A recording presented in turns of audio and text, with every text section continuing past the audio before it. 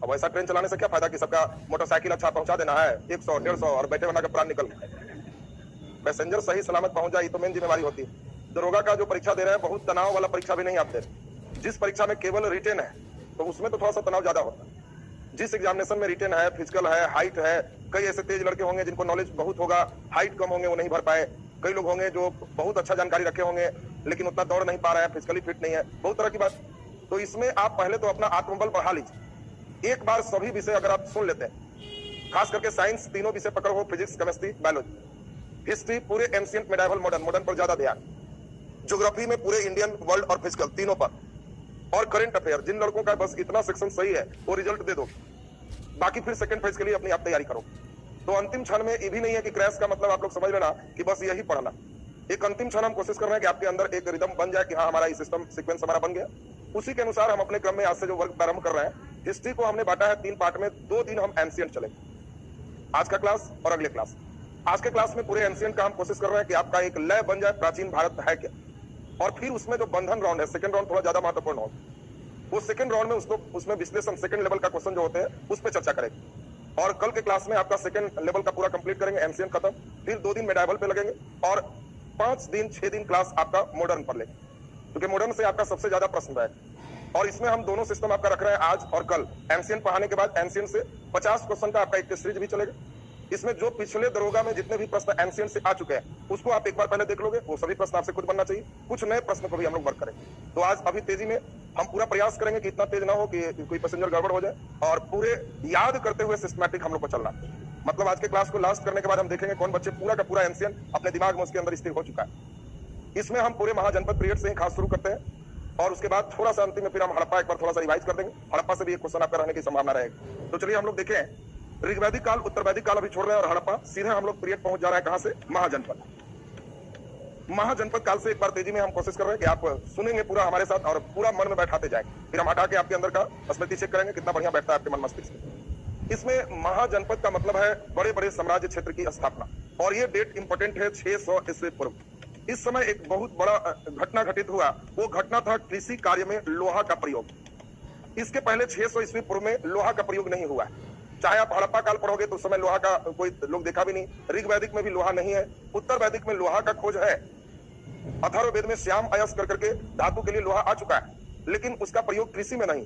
पहली बार कृषि में लोहा का प्रयोग 600 ईस्वी पूर्व में हुआ, और यहाँ से उत्पादन अधिशेष हुआ, उत्पादन बढ़ गए, काफी जंगल काटे जाने लगे। और तब यहाँ से जब उत्पादन अधिशेष हुआ तो एक नए डेवलपमेंट आए जिसको हम लोग कहते हैं द्वितीय नगरीकरण। और द्वितीय नगरीकरण में सबसे इंपॉर्टेंट रोल लोहा का ही रहा। भारत का पहला नगर, अगर टाउन की बात करें तो सब लोग जानते हो हड़प्पा। भारत का पहला नगर हमारा कौन है, हड़प्पा। हड़प्पा भारत का पहला नगर है। और भारत के द्वितीय नगरीकरण की अगर हम बात करेंगे तो द्वितीय नगरीकरण कौन हो गया, महाजनपद। तो महाजनपद में द्वितीय नगरीकरण हम लोग देखें 6ठी सदी से पूर्व प्रारंभ हो चुका। अब इसमें हम लोग देखेंगे यहाँ के फेज से द्वितीय नगरीकरण में जो 16 महाजनपद बने, इसमें जो प्रश्न आते हैं उसको तेजी में हम लोग सुनेंगे। 16 जो मेन टाउन बने उसमें 15 टाउन ऐसे थे जो नर्मदा नदी के उत्तर थे, सिर्फ एक था जो नर्मदा नदी के दक्षिण था, और इस एक का नाम था अस्मक। आपको पूछा जाएगा कि बताओ नर्मदा नदी के दक्षिण किस महाजनपद का डेवलपमेंट हुआ, तो अस्मक। इसके बाद हम अगर बिहार अपने राज्य की बात करें तो बिहार राज्य में जो 16 महाजनपद बने उसमें से हम लोग देखें एक प्रमुख महाजनपद है इसी मगध महाजनपद, इसको हम लोग कहते। मगध के बाद हम लोग देखेंगे भागलपुर का जो हिस्सा है इसको हम लोग अंग कहते, और गंगा के बाद जब चलेंगे तो इसको हम लोग वज्जी कहते, और वज्जी के बाद हम लोग बताएं ये बिहार का महाजनपद में हम लोग देखेंगे कि काम कंप्लीट हो। इसके बाद एक महाजनपद ऐसा रहा जो भारत से बाहर था, पाकिस्तान में, और उस महाजनपद का नाम है गांधार। और गांधार महाजनपद के बाद एक हम लोग देख सकते हैं कश्मीर में ही आप उत्तर और पश्चिम हिस्से में कह सकते हो, जिसका नाम है कंबोज। यानी कंबोज कश्मीर के उत्तर पश्चिम हिस्से का पार्ट है और गांधार कंप्लीट पाकिस्तान का हिस्सा। इसके बाद और भी कई है, लेकिन हमें जो भी महत्वपूर्ण आता है प्रश्न उस पर चर्चा करें। आपसे पूछा जाएगा कि बताओ कौन सा महाजनपद राजस्थान में था। ये क्वेश्चन जो एक लौता है वो सब दुलरुआ है, उन लोग को ज्यादा पूछता है। तो एक लौता दुलरुआ में एक तो दक्षिण के नीचे हम लोग देख लिए, एक आप देख लिए गांधार। बताओ कौन सा महाजनपद राजस्थान में डेवलप था। तो ये महाजनपद कौन सा है, मत्स्य। मत्स्य महाजनपद का डेवलपमेंट कहाँ है, राजस्थान के हिस्से। इसके बाद हम लोग देखेंगे आप जो है महाजनपद में मुख्य रूप से यहाँ जो लखनऊ का बेल्ट आप देख रहे हैं इसी का नाम है कौशल। इसको क्या कहते हैं, कौशल। इसके बाद आप सभी लोग बनारस के बारे में जानते हैं, जिस महाजनपद को हम लोग क्या कहते हैं, काशी। महाजनपद का नाम क्या है, काशी। तो पहला राउंड में हम लोग इस बेस को देखेंगे, फिर इसके बाद एक बार सब देखेंगे। सभी का राजधानी भी सबको याद चाहिए। तो सबको मालूम है अस्मक की राजधानी पोतना, अस्मक पोतना, अस्मक पोतना, मगध राजगिरी, अंग चंपा, अंग चंपा, वज्जी वैशाली, कौशल श्रावस्ती, काशी बनारस, मत्स्य विराटनगर, मत्स्य विराटनगर, गांधार तक्षशिला, कंबोज हाटक, कंबोज हाटक। अब कहानी यहां से शुरू हो रहा है, तेजी में सब लोग ध्यान देंगे। क्षेत्र सभी लोग समझ पा रहे होंगे, अंग का मतलब ये बिहार का भागलपुर और मुंगेर का क्षेत्र पड़ता है। बाकी गया नवादा ये सब जो क्षेत्र आप देख रहे हैं, राजगीर, ये मगध का क्षेत्र कहलाता है। गंगा उस पार जो आप वैशाली हाजीपुर का क्षेत्र देख रहे हैं, उसी को हम लोग क्या कहते हैं, वज्जी। वज्जी की राजधानी कहाँ थी, वैशाली। अब हम लोग जरा देखें यहाँ पे 16 महाजनपद में हम लोग देखें, यहाँ पे एक और एमपी का हिस्सा में खास है अवंती। अवंती की राजधानी कहाँ है, उज्जैन। तो अवंती राजधानी हो गया उज्जैन। अब इसमें कहानी का मोड़ तेजी में सुनते जाएंगे। सभी महाजनपद को जो जहां मजबूत थे अगल बगल जितना शुरू। कौशल एक मजबूत महाजनपद था जो अपना काशी पर अधिकार। सबसे अच्छा महाजनपद वज्जी था, जो वर्ल्ड में ऐसा महाजनपद उस समय कोई नहीं रहा हो। कारण है कि वज्जी के 8 यहाँ पे श्रेणी थे और यहाँ पे जो भी थे ये सब लोग सबसे पहला विश्व का गणतंत्र का उदाहरण पेश कर रहे थे। इसमें कई राजवंश चल रहे थे, जिसमें प्रमुख लिच्छवी का नाम आपको आते रहेगा। जब लिच्छवी कहेंगे तो समझना एक घराने की बात कर रहे हैं, ऐसा और भी घराना है। और इन लोग गणतांत्रिक ढंग से कुछ भी करना है तो जनता से राय लेकर और तब यहाँ पे लोग वर्क करते थे। मतलब कहीं हमला करना है नहीं करना है, इसके लिए पूरे जनता को जुटाए, उन लोग से राय सलाह लिए, ज्यादा लोग समर्थन करेंगे तब राय हो। सोचो अभी 2019 में भी ऐसा नहीं हो रहा। कश्मीर में धारा 370 रहना चाहिए, हटना चाहिए, जो इच्छा आपका करिए। एक बार जनता से पूछने में क्या जाता है, जनता कोई खराब डिसीजन तो देगी नहीं। आप जो सोचते हैं जनता की भी वही राय होगी, लेकिन उसमें जनता कितनी खुश होती कि हम भी वोट दिए थे। आजकल सोशल मीडिया का साइट है, आप एक लिंक बना देते, सरकारी लिंक होता और कहते भाइयों इसको अधिक से अधिक वायरल करो। कितना लोग उसमें वोट दे रहा है इसको आप मत दिखाते, खाली आप देखते और खाली कहते हाँ या ना हटना चाहिए, हाँ या ना वोट डालो। 10 दिन का टाइम सबसे डलवा लेते और अंतिम में बोल देते कि सबको हाँ बोला इसलिए हम हटा दे रहा है। जनता कितना खुश होती कि वाह हम वोट दिए थे, हमें देखो हट गए। ये लिच्छवी का देखो क्रियाकलाप, तो आप समझ सकते हो लिच्छवी गणराज्य जी का कितना जो है ये यहाँ पे वज्जी का विश्व का पहला गणतंत्र की स्थापना देखिए यहाँ पे सिस्टम में हुआ। अब यहाँ पे हम लोग देखें इस समय वज्जी भी मजबूत है, मगध भी मजबूत है और कौशल तो खैर कहना ही नहीं है, काफी ज्यादा मजबूत है। और अब इन सभी में सब बाजी मार दिया मगध। यानी अभी हम लोग तेजी में कहानी सुनेंगे मगध का उत्कर्ष, और जो लोग के अंदर अभी कंसेप्ट बैठते जाएगा वो लोग बहुत बढ़िया एंशिएंट से बना पाओ। मगध में पहला जो राजा है, ऐसे तो कई राजा की चर्चा चलती है, बृहद्रथ वंश की ही चर्चा चलती है, जरासंध उस वंश का एक प्रतापी राजा की बात चलती है, लेकिन हम लोग को उन लोग का अस्थायी सेना नहीं, अस्थायी सेना जिस वंश से शुरू हुआ उस वंश का नाम है हर्यक वंश। और यहीं से मुख्य रूप से हम लोग को पढ़ना है। और तुम सभी जानते हो हर्यक वंश के संस्थापक कौन है, तो हर्यक वंश के संस्थापक बिंबिसार है। तेजी में कहानी सुनना है, फिर अंतिम में हम सारे राजा को लॉक करेंगे, एकदम आज लॉक हो जाएगा सब। अब जरा ध्यान दीजिए, बिंबिसार यहाँ पे मगध में राजा बना, ये हर्यक वंश का संस्थापक है। ये पहला राजा है जिसने अस्थायी सेना रखा। इसके पहले अस्थायी सेना नाम का कोई चीज नहीं थी। अस्थायी सेना, नियमित टैक्सेशन, ये सभी महाजनपद काल की विशेषता हो। और बिंबिसार बहुत तेज था, इसने एक खास टेक्निक का प्रयोग किया और वो टेक्निक था जहां जहां से लग रहा है कि हम पर हमला होगा वहां ससुराल बना लिया। वैवाहिक संबंध से अपनी स्थिति को मजबूत करना। आपसे पूछा जाएगा कि कौन राजा वैवाहिक संबंधों द्वारा अपनी स्थिति को मजबूत किया, तो वो कौन राजा होगा, बिंबिसार। और इसमें अब नाम भी आपको ध्यान रखना है, कौशल की राजकुमारी कौशला देवी। और कौशला देवी से जब यह विवाह किया तो कौशल नरेश भी कोई कम नहीं थे। कौशल नरेश और प्रसेनजीत जैसा भाई, कौशला देवी के भाई है, आजकल के भाई मिलना मुश्किल, वैसा नहीं होगा। ये प्रसेनजीत कह रहे हैं कि हमारी बहन जब जा रही है तो खाली हम ही राज करेंगे, बहन भी राज करेगी। काशी से जो इनकम होता है सब बहन को जाएगा। और काशी से उस जमाने में सोचिए कि अच्छे खासे आए थे, दहेज में इसको पूरा काशी मिला हुआ। तो सोचिए काशी के पूरे इनकम, अभी मगध तो दूर है, अब कहां राजगीर कहां बनारस, तो इसको कहे कि तुमको कब्जा करने का जरूरत नहीं है, जो इनकम होगा आपको दे दे। तो देखिए एक बहुत बढ़िया स्थिति। देखें दूसरा सबसे मजबूत स्थिति हो गई बज्जी। एक तो बज्जी ऐसे ही मजबूत जहां लड़ाई का खतरा, और वहां इनकी ससुराल है बज्जी में लिच्छवी राजकुमारी। चेलना से इनका विवाह हुआ और चेलना से विवाह के बाद इनकी स्थिति और मजबूत हुई। इतना ही नहीं, इधर में पंजाब में मद्र कुल की राजकुमारी खेमा से भी विवाह किए, तो ये कई विवाहों के द्वारा अपनी स्थिति मजबूत कर ली। अब सोचिए मद्र कुल की खेमा, लिच्छवी की चेलना और कौशल की कौशला देवी। इस अब बताओ काशी किससे मिल रहा है, कौशला देवी से। अब अच्छा ये बताओ 3 विवाह हो गया, तो बताओ इनका बेटा अगला अजात शत्रु किससे होंगे, किससे अजात शत्रु किससे होंगे, 3 इनकी 3 पत्नी में किससे, जल्दी बताओ।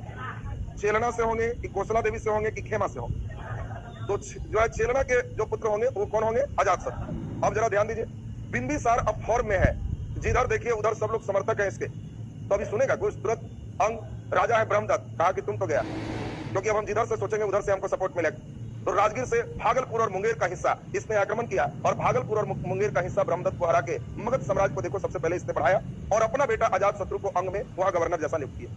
तो आपको देखो प्रश्न जो सुना रहे हैं एक छोटे छोटे प्रश्न बनते जाएंगे जो कहानी से आपके दिमाग में बैठना चाहिए। आपको पूछा जाएगा बताओ अंग को मगध साम्राज्य में किसने मिलाया? बिंबिसार। और बिंबिसार ने अपनी राजधानी राजगिरी गिरिब्रज को बनाया। इसके बाद हम लोग देखें अब बिंबिसार बहुत बढ़िया सब चीज राजपाट अपना चला रहा है, लेकिन उसी का बेटा है, बेटा का नाम क्या है? अजातशत्रु। अजातशत्रु बेटा जो है इसने अपने पिता की हत्या कर दिया। इसका अन्य नाम आप देखते हो कुनिक, और कुनिक के अलावे पितृहंता भी मिलता है, पिता की हत्या करने वाला। और इसने अपने पिता बिंबिसार की हत्या कर दिया और खुद मगध का राजा बन गया। लग रहा होगा कि सब पिता को क्यों मार दिया? तो उस जमाने में लोग पिता की अक्सर हत्या कर देते थे। राजा बनने के लिए कारण था उम्र का अंतर और कुछ नहीं। उस समय कम उम्र में विवाह होने से बाप बेटा की उम्र में 13, 14, 15 साल से ज्यादा का डिफरेंस नहीं होता।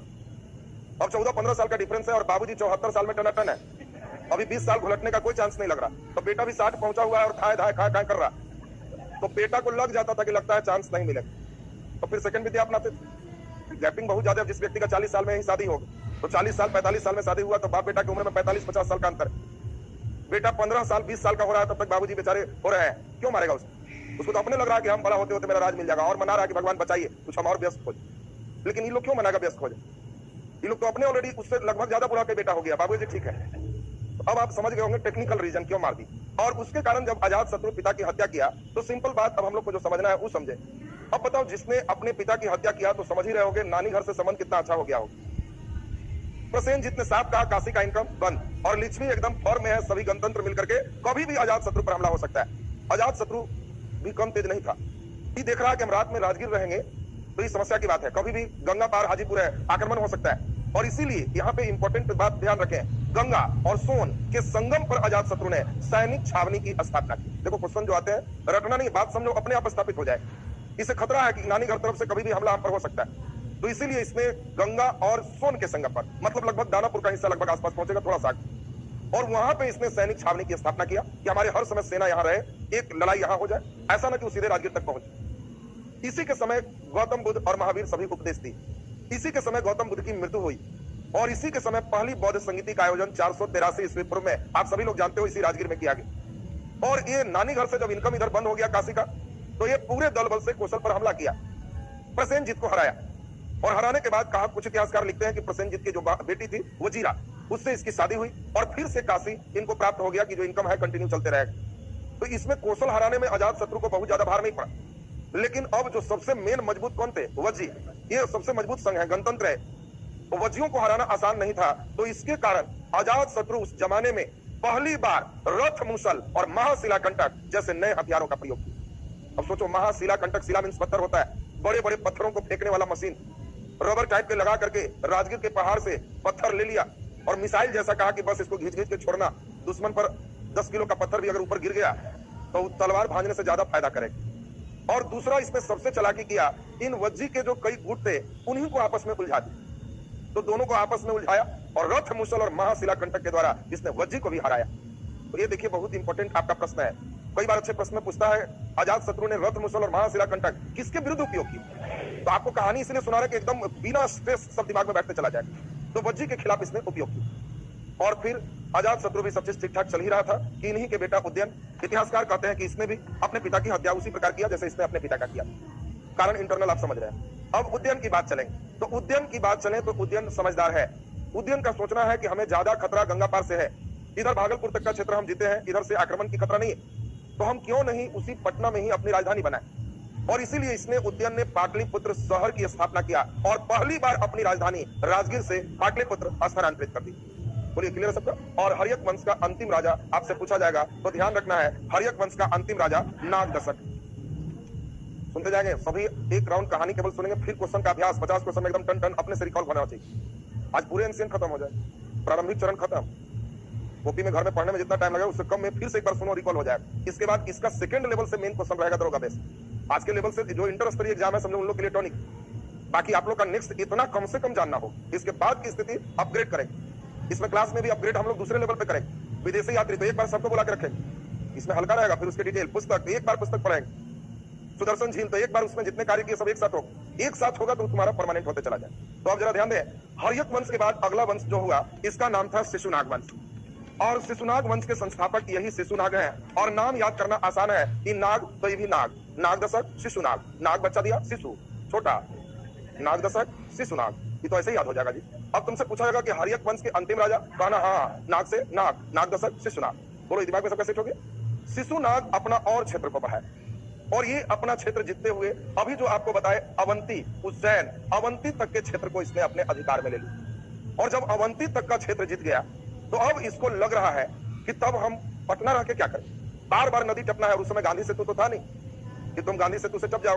गंगा नदी टपना एक बहुत कठिन काम था उस समय। तो उसने अपना चालाकी किया कि हम क्यों नहीं राजधानी ही गंगा ऊपर रखें, और इसीलिए इसने अपनी राजधानी को वैशाली ले गई। तो देखिए आपको राजधानी ट्रांसफर ध्यान रखना है, तो राजगीर से पटना उदयन और पटना से वैशाली शिशुनाग। इस वंश का प्रतापी शासक एक है कालाशोक, और कालाशोक के समय ही 100 साल गौतम बुद्ध के मरे हुए हो गए।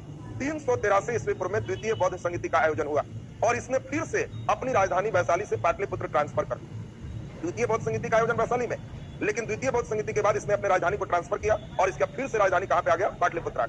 बोली राजधानी ट्रांसफर भी क्लियर है सबको। और इस वंश का अंतिम शासक है नंदीवर्धन, और बस नंदी से नंद, नंदी से नंद, सब एकदम अंतिम है, उधर जुड़ा हुआ है। और यहाँ पे अगला वंश आ गए नंद वंश।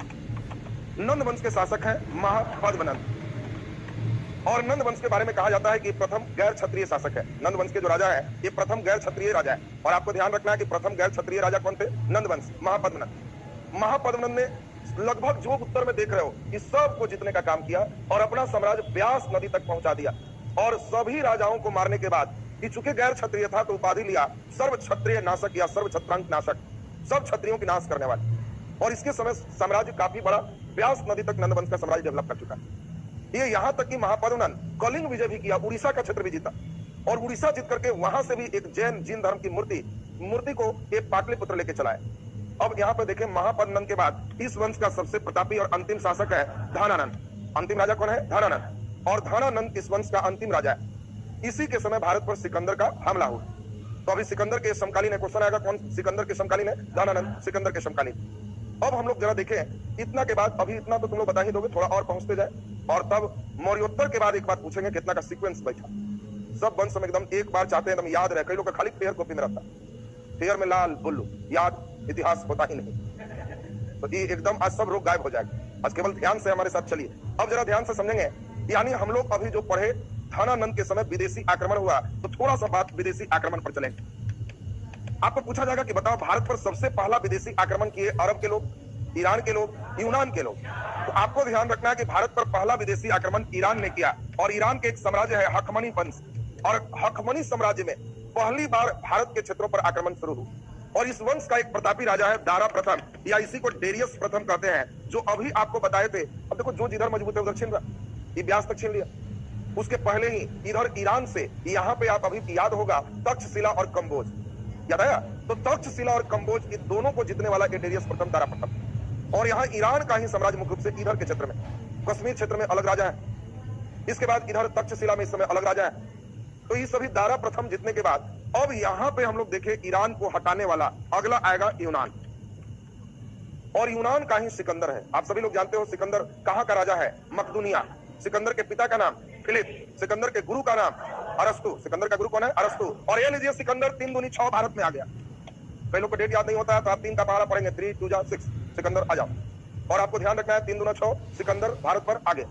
और इस समय भारत पर जब आया तो सिकंदर की अपनी पॉलिसी थी, जो राजा अधीनता स्वीकार करता था उसको कहता था ठीक है रहो, आगे बढ़े, हमको भी विजेता बनना। और उस समय यहाँ तक्षशिला के राजा थे आम्बी। आम्बी ने वचन दिया कि हम आपको सहयोग करेंगे, बताएंगे कहाँ कौन है। और आम्बी की सहायता से इसने जम्मू कश्मीर के पास व्यास से ऊपर झेलम के सेक्टर में मेन राजा जो थे पोरस, पोरस के साथ सिकंदर की जो लड़ाई हुई, इसका नाम पूछता है हाइडे स्पीच का युद्ध, या इसी को वित्सता का युद्ध कहते हैं। और किस नदी के किनारे है, झेलम नदी के किनारे। तो आपसे पूछा जाएगा कि बताओ पोरस और यहाँ पे सिकंदर की लड़ाई किस नदी के किनारे, झेलम। व्यास तक धनानंद है, झेलम के किनारे लड़ाई हो रही। उसमें सिकंदर का आप सुने हैं प्रिय घोड़ा बुकापेला मारा गया, और यहाँ पोरस हार गया, बंदी बनाया गया। सिकंदर ने पोरस से पूछा कि तुम्हारे साथ क्या करें। सिकंदर बड़ा खुश हुआ, क्योंकि बाकी राजा जो हारता था वो कांपता था कि हमको किसी तरह छोड़ दी। और पोरस मुस्कुरा रहा है कि वही करो जो एक राजा दूसरे राजा को करता है, हम भी राजा है। सिकंदर कहा पहली बार इतना टाइट राजा भेंट हुआ, और चलो कोई बात नहीं है, तुमको हम छोड़ देते हैं, लेकिन हमारे घोड़ा बुकापेला के नाम से शहर होगा, और विजय के उपलक्ष्य में एक निकाइयां बुका फैला और निकाया 2 शहर की स्थापना किया और उसको छोड़ दिया। अब पूरे सिकंदर के सेना ब्यास नदी के पास आ चुका है और ब्यास नदी से इधर साम्राज्य किसका है? धनानंद का। ये धनानंद अभी दक्षिण भारत की ओर नहीं है, ये धनानंद का क्षेत्र यहाँ पे है और धनानंद के पास काफी हाथी थे। सिकंदर की सेना लड़ते लड़ते यूनान से यहाँ आते आते थक भी चुका था और पोरस ने दिखा दिया था कि भारत के मिट्टी में कितने उर्वरा शक्ति की अनाज होते हैं, कितने ताकतवर अनाज है। सिकंदर अब तक पोरस जैसा टक्कर कहीं नहीं हुआ था और पोरस छोटा राजा था और धनानंद के बॉर्डर लाइन ब्यास पर सिकंदर की सेना रुकी। अगले दिन हमला है। सेना अगल बगल गांव से फीडबैक ले रही, ये कैसा रहेगा? गांव वाले पूछे कितना हो तुम लोग? 30,000 है। मत जाओ, उसके यहाँ 20,000 हाथी है। एक हाथी का एक आदमी भी तुम लोग हिस्सा नहीं हो। अरे पोरस से मजबूत है, अरे पोरस कुछ नहीं उसके आगे। सिकंदर का सेना सब समझ गया। अगला दिन सुबह सिकंदर का आक्रमण, सेना कहा यही मार दीजिए, आगे नहीं बढ़ेंगे, आगे नहीं बढ़ेंगे। और सिकंदर का सेना ब्यास नदी से आगे बढ़ने से इनकार कर दिया। आपसे क्वेश्चन आएगा, सिकंदर का सेना किस नदी से आगे बढ़ने से इनकार कर दिया? ब्यास। और ब्यास के इधर किसका साम्राज्य है? धनानंद का। और तब सिकंदर यहाँ से वापस और 323 ईस्वी पूर्व में बेबीलोन में लौटते समय सिकंदर की मृत्यु हो गई। तो ये तो सिकंदर की बात हो गई। विदेशी आक्रमण में ईरान और क्या हो गए? यूनान। अब यहाँ पे हम लोग 2-3 चीज सीखे। कोई आक्रमण होता है तो सीखने को भी मिलता है। ईरान से भारतीय लोग एक नया चीज सीखे, छत्र प्रणाली। पहले जो राजा बनते थे सोचते थे सब हम ही है। ईरानियों ने पहली बार सिखाया कि उसको क्षेत्रों में बांटो और हर क्षेत्र का एक हेड रखो और तुम उसके ऊपर हेड रखो। ये छत्र प्रणाली का डेवलपमेंट किसका दिया हुआ? ईरान। यूनान, ये जो देख रहे हो, इनसे भी कई चीज हम लोग को सीखने को मिला। सिक्कों का आकार, कई चीज जो सिकंदर के द्वारा यहाँ भारतीय शैली में प्रभाव पड़े, इनके देवी देवताओं के चित्र, इनके क्या शैली चल रहा है, ये सब कई चीज हमारे यहाँ सीखने को इस समय मिलना शुरू हो गया है। तो अब हम लोग देखें, विदेशी आक्रमण के बाद अब हम लोग एक नए वंश की शुरुआत करने जा रहे हैं जो सबसे इंपॉर्टेंट है, मौर्य वंश। और मौर्य वंश के बाद आपको मौर्योत्तर तक होगा और मौर्योत्तर तक की बात एक बार फाइनली रिवाइज तेजी में बोले। देखो, क्रैश कोर्स का मतलब कई लोग सोच के आए होंगे कि आज एकदम उड़ा दिया जाए, कई लोग ये भी सोच के आए, लेकिन उसको वैसा कोर्स मैं कभी नहीं करता कि जो तुमको समझ में नहीं है। 4 लाइन ही हो लेकिन तुम्हें लगे कि इतना दूर मेरा पक्का, इतना से आ जाए तो हम बना दें। और तुम्हें बहुत ज्यादा भी स्पेस तनाव लेने की जरूरत नहीं है कि जा कैसे हो। एक बार केवल हमारे साथ इसी मोड में पूरे कुछ सुनना है। तो भूगोल से लेकर सब चीज सुनाएंगे पूरे क्लास में, एकदम एक जगह कंसंट्रेट होकर सुनी। जो लोग रेगुलर बैच किए हो उनको हर पेड क्लास में सुनाए भी है, लिखाए भी। जो लोग नए हो उन लोग किसी पुराने मित्र से उनकी कॉपी का जीरोक्स करा लो। जो सेक्शन खत्म करते हैं उतना का उतना पूरा रीडिंग एक दिन में मारो। एक दिन में रीडिंग मारो। हमारे बाद रीडिंग मारोगे तो एकदम लोड कम लगेगा कि यार इतना तो एकदम मेरा सही हो। तुम अपने आप 10 दिन में कॉन्फिडेंस लेवल हाई कर लोगे कि नहीं इतना से तो हम एकदम सही चल। और सिर्फ इतना में नहीं रहा, इसके अलावा साइंस वगैरह नहीं कि केवल इतिहास भूगोल ये सब भी पढ़ना है, इसके अलावा अन्य विषयों पर भी आप ध्यान देते जाओ। रिजल्ट करना है तो सभी विषय पे समग्र बैलेंस हमारे होने चाहिए। तो अब जरा ध्यान दीजिए, मौर्य वंश के बारे में तेजी में हम लोग सुनेंगे। पहला तो इसके लिए 2 प्रश्न बनते हैं, एक पुरातात्विक स्रोत से भी और दूसरा साहित्यिक स्रोत से भी। साहित्यिक स्रोत में कई पुस्तक हैं जिससे मौर्य काल पर प्रकाश पड़ता है, जिसमें सभी लोग जानते हैं। पहला पुस्तक का नाम इंडिका। ये इंडिका मेगास्थनीज द्वारा लिखित पुस्तक है और आप सभी लोग जान रहे हैं कि ये पुस्तक हमारा किसने लिखा? मेगास्थनीज ने। और इसमें हम लोग भारत के कैसे प्रशासन है, कैसे किस तरह का सिस्टम है, पूरे वर्णन हम लोग को मिल जाते हैं। दूसरा नंबर हम लोग देखें, एक इंपॉर्टेंट पुस्तक है अर्थशास्त्र। अर्थशास्त्र का मतलब ये धर्म से संबंधित है कि अर्थ से संबंधित है कि राजनीति से संबंधित है। तो उस समय चाणक्य, कौटिल्य, विष्णुगुप्त नहीं जानता था कि इकोनॉमिक्स को एक विषय भविष्य में 2019 में बच्चे पढ़ेंगे। वो बेचारा अपना एक विषय बनाया अर्थशास्त्र और बाद में जाकर के एक विषय बन गया। जबकि अर्थशास्त्र इस समय राजनीति विज्ञान से संबंधित है, इसको कोई अभी इकोनॉमिक्स से लेना देना नहीं। और इसके चाणक्य, कौटिल्य लेखक हो गए। तीसरा नंबर बहुत ही महत्वपूर्ण पुस्तक है, इसका नाम है मुद्रा राक्षस। और आपसे पूछा जाए बताओ मुद्रा राक्षस पुस्तक के लेखक कौन है? विशाखदत्त। मुद्रा राक्षस पुस्तक में एक नाटक का वर्णन किया गया, कैसे नंद वंश के अंतिम राजा धनानंद को पराजित किया चंद्रगुप्त मौर्य ने, इसका वर्णन किया गया। और इसके बाद हम लोग देखें एक बहुत इंपॉर्टेंट पुस्तक जो है, किताब है, इसमें पुस्तक चल रहा है, इस पुस्तक का नाम है राज तरंगिणी। और बोलिए राज तरंगिणी पुस्तक के लेखक कौन है? कलहर। इस पुस्तक से ज्ञात होता है कि अशोक ने श्रीनगर की जम्मू कश्मीर में स्थापना की। आपको कोई छोटे पाठ प्रश्न बन जाएगा, राज तरंगिणी जो कलहन कृत्य है, इससे किस राज्य पर मौर्य साम्राज्य के प्रशासन का जो है जानकारी प्राप्त होता है? जम्मू कश्मीर का। मुद्रा राक्षस में नाटक है, अर्थशास्त्र राजनीति पर है और अर्थशास्त्र के लेखक चाणक्य, कौटिल्य है और इंडिका मेगास्थनीज है। बाकी डिटेल बात पुस्तक वाले टाइप में। कई पुरातत्व है, मौर्य काल में सबसे ज्यादा अभिलेख मिलते हैं और इन अभिलेखों में ज्यादातर अभिलेख जो भारत में मिलेंगे वो सभी ब्राह्मी लिपि में होंगे। जो उत्तर पश्चिम हिस्से में होंगे वो खरस्ती में मिलेंगे। तो चूंकि ज्यादा पार्ट इनका यही है तो ब्राह्मी लिपि में मिलेगा। और सबसे पहले 1750 में ब्राह्मी लिपि का खोज टिफेलैंथर ने किया। टिफेलैंथर, आपसे पूछा जाए बताओ ब्राह्मी लिपि का खोज सबसे पहले कौन किया? टिफेलैंथर। और सबसे पहले ब्राह्मी लिपि को 1837 में जेम्स प्रिंसेप ने पढ़ा। जेम्स प्रिंसेप ने सबसे पहले पढ़ा। आपको पूछा जाएगा कि बताओ ब्राह्मी लिपि को सबसे पहले किसने पढ़ा? James Prinsep. कब पढ़ा? 1837। खोज किसने किया? टिफेलैंथर। कब किया? 1750। दिमाग में सेट हो गया सबका। अब यहाँ पे हम लोग देखें मौर्य काल की कहानी मुद्रा राक्षस से ज्ञात होते और उससे मालूम चलता है इस कहानी में एक नाटक है और नाटक से मालूम चलता है कि जो धनानंद था ये सिकंदर के लौटने के बाद और घमंडी हो गया। जनता पर 123 प्रकार के टैक्स लगाए, 123। 123 प्रकार के कर, कुछ हो जाए तो एक टैक्स लगेगा। जनता त्रस्त थे, कैसे इससे छुट्टी मिलेगी। और इसके नाश करने के लिए चाणक्य, जिसको विष्णुगुप्त बोले, ये दोनों में पटरी नहीं थी। और चाणक्य ने अपना एक व्यक्ति खोजा चंद्रगुप्त मौर्य के रूप में। और चंद्रगुप्त मौर्य के साथ चाणक्य के बारे में कहा जाता है कि चाणक्य खुद इस समय विश्व का सबसे, इस समय इंडिया का भी कह सकते हो, सबसे पुराना विश्वविद्यालय है तक्षशिला विश्वविद्यालय। ये गांधार की राजधानी है, यानी तक्षशिला विश्वविद्यालय भारत में स्थित नहीं है, पाकिस्तान में है। और तक्षशिला विश्वविद्यालय, ये समझ लो कि ये संस्कृत का ऑक्सफोर्ड है। बाकी नालंदा की बात चलेगी तो बौद्ध ग्रंथों का ऑक्सफोर्ड होगा। विक्रमशिला की बात चलेगी वो वज्रयान शाखा का ऑक्सफोर्ड होगा, वो भी बौद्ध का ही होगा, वज्रयान शाखा चलेगी। और सारी यूनिवर्सिटी एक साथ जब बांधेंगे तो आपका दिमाग टनाटन धरेगा, कौन बनाया कब बनाया, यहीं से चलेंगे उस सेकंड पेज पे। तो तक्षशिला विश्वविद्यालय का ही पहले विद्यार्थी रहा है चाणक्य, फिर खुद एक प्रशिक्षक है और धातु कला में इसे महारत, और उससे इसकी काफी आय हुई। और चाणक्य ने उस आय से अपने सैनिक शक्ति को बढ़ाया। और कहा जाता है कि अपने सैनिक द्वारा बार बार धनानंद पर आक्रमण करे और हारता। एक बार पूरी तैयारी के साथ इसने आक्रमण किया और प्रजा खुश थे कि अब पक्का जीत जाएगा। फिर चाणक्य की हार हुई और जंगल में चला गया। मुद्रा राक्षस पुस्तक लिखता है कि जंगल में वो देखा कि एक घर है, अंधेरा हो चुका है, अंदर से कुछ लाइट आ रही। देखा कुछ बच्चे बैठे हैं भोजन पे और उनके भोजन माँ गरम गरम खिचड़ी लाके परसी है। और एक बच्चा खिचड़ी के बीच में हाथ डाला और चिल्लाना शुरू कर दिया। माँ पूछी कि क्या हो गया, वो कहा कि खिचड़ी में हाथ डाले जल गया, बहुत गर्म है। माँ कस के डांटी कि तुम भी चाणक्य हो रहा है। चाणक्य सुन रहा था कि हम हो रहे, हम क्या किए। माँ डांटी कि एक तो चाणक्य है जो बीच में हमला करता है और हमेशा हारता है, तुम भी उसी तरह के हो, बीच में हाथ क्यों डाला। और खिचड़ी खाना है, किनारे से शुरू हो जाओ, धीरे धीरे पूरा साम्राज्य कब्जा हो जाएगा। और चाणक्य की इस समय बुद्धि खुल गई, ऐसा मैं नहीं कह रहा, मुद्रा राक्षस पुस्तक कह रहा है। और तब चाणक्य अंतिम किनारे पर्वतक क्षेत्र के राजा से सहयोग प्राप्त किया। और कहा जाता है कि इसकी कई पहचान इतिहासकारों ने पोरस के रूप में ही की। और उसकी सहायता से इसने धनानंद को पराजित किया और यहाँ पे फिर से जो स्थापित किया वंश का नाम था मौर्य वंश। अब मौर्य वंश के पहले राजा मेन थे चंद्रगुप्त मौर्य।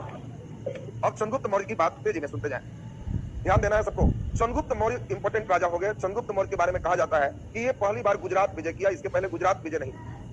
गुजरात के सौराष्ट्र प्रांत में इसने सुदर्शन झील का निर्माण कराया। और इस समय इसका गवर्नर कौन था? पुष्यगुप्त। मित्र नहीं लगाना, पुष्यगुप्त।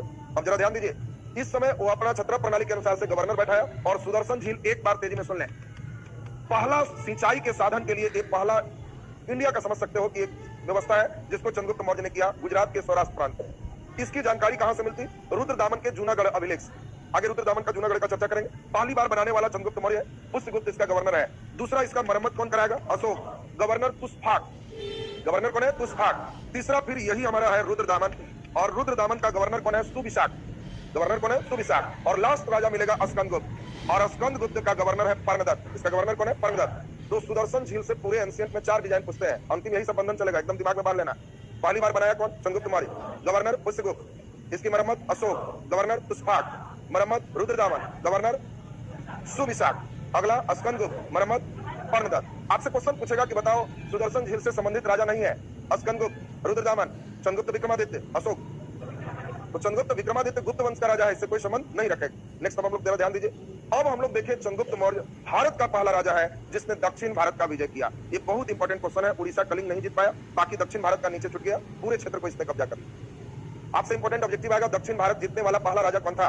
चंद्रगुप्त मौर्य। इसी के समय इधर आप देख रहे हो कि सिकंदर मर चुका है, लेकिन उसी का सेनापति है सेल्यूकस निकेटर, जो यहां से लेकर के बहुत बड़े साम्राज्य तक इसका कब्जा है। अब यूनान तक इसका कब्जा है। और इसने क्या किया? सिकंदर जैसा भारत के बॉर्डरी लाइन पर हमला किया। ये सोचा कि फिर उसी तरह जीत जाएंगे, लेकिन उसको हमला भारी पड़ गया। और यहाँ चंद्रगुप्त मौर्य और इधर सेल्यूकस निकेटर के बीच लड़ाई हुई 305 ईस्वी पूर्व में। डेट आपको कभी कभी जो बीच में बोलते हैं उतना ही का काम है, हिस्ट्री में बहुत डेट रटना नहीं। कई लड़के केवल डेट सोच सोच के क्या करेगा, टीचर भी उसको ब्रैकेट में लिखाते जाएगा, हर एक वंश डेट फलाना से फलाना, बिंबिसार डेट फलाना से फलाना। अब वो डेट कैसे होगा? अरे वो डेट टीचर ने जो लिखाया वो किसी एक ग्रंथ का होगा, बौद्ध का होगा, जैन अलग कहेगा, दूसरा ग्रंथ अलग कहेगा। एंशिएंट में डेटों पर जहां विवाद है उसको कुछ याद नहीं करना है, जहां सर्वसम्मति होगी अधिकांश लोग का, बस कोई डेट तुमको ध्यान रखना। तो यहाँ पे हम लोग देखे 305 ईस्वी पूर्व में दोनों के बीच लड़ाई हुई। और इस लड़ाई में कौन जीता ये कहना मुश्किल है। कहना मुश्किल है क्योंकि जब लड़ाई चल रही थी तो सेल्यूकस निकेटर बीच में ही कहा कि बस हम ऐसा ही आदमी खोज रहे थे, ऐसा ही व्यक्ति खोज रहे थे। ये पूछा चंद्रगुप्त मौर्य किस लिए? तो हम अपने बेटी के विवाह के लिए हम योग्य व्यक्ति का तलाश कर रहे थे, वो तुम है, और हमारी बेटी हेलेना से तुम विवाह करो, और बदले में एरिया, एराकोसिया, जड्रोसिया, पेरपस मदई। अब 4 क्षेत्र मिला, एरिया, एराकोसिया, जड्रोसिया और पेरपस मदई। मुख्य भाग आप देखोगे कि इसमें पाकिस्तान और अफगानिस्तान, ये हिंदू कुश पर्वत के सब जितने क्षेत्र हैं, भारत की प्राकृतिक सीमा इसमें शामिल हो गई। बदले में इसने चंद्रगुप्त मौर्य से कहा कि हम हारे हैं, तुम्हारे यहाँ एक बेजोड़ जीव है उसके कारण, और वो जीव हाथी है, 500 हाथी दे।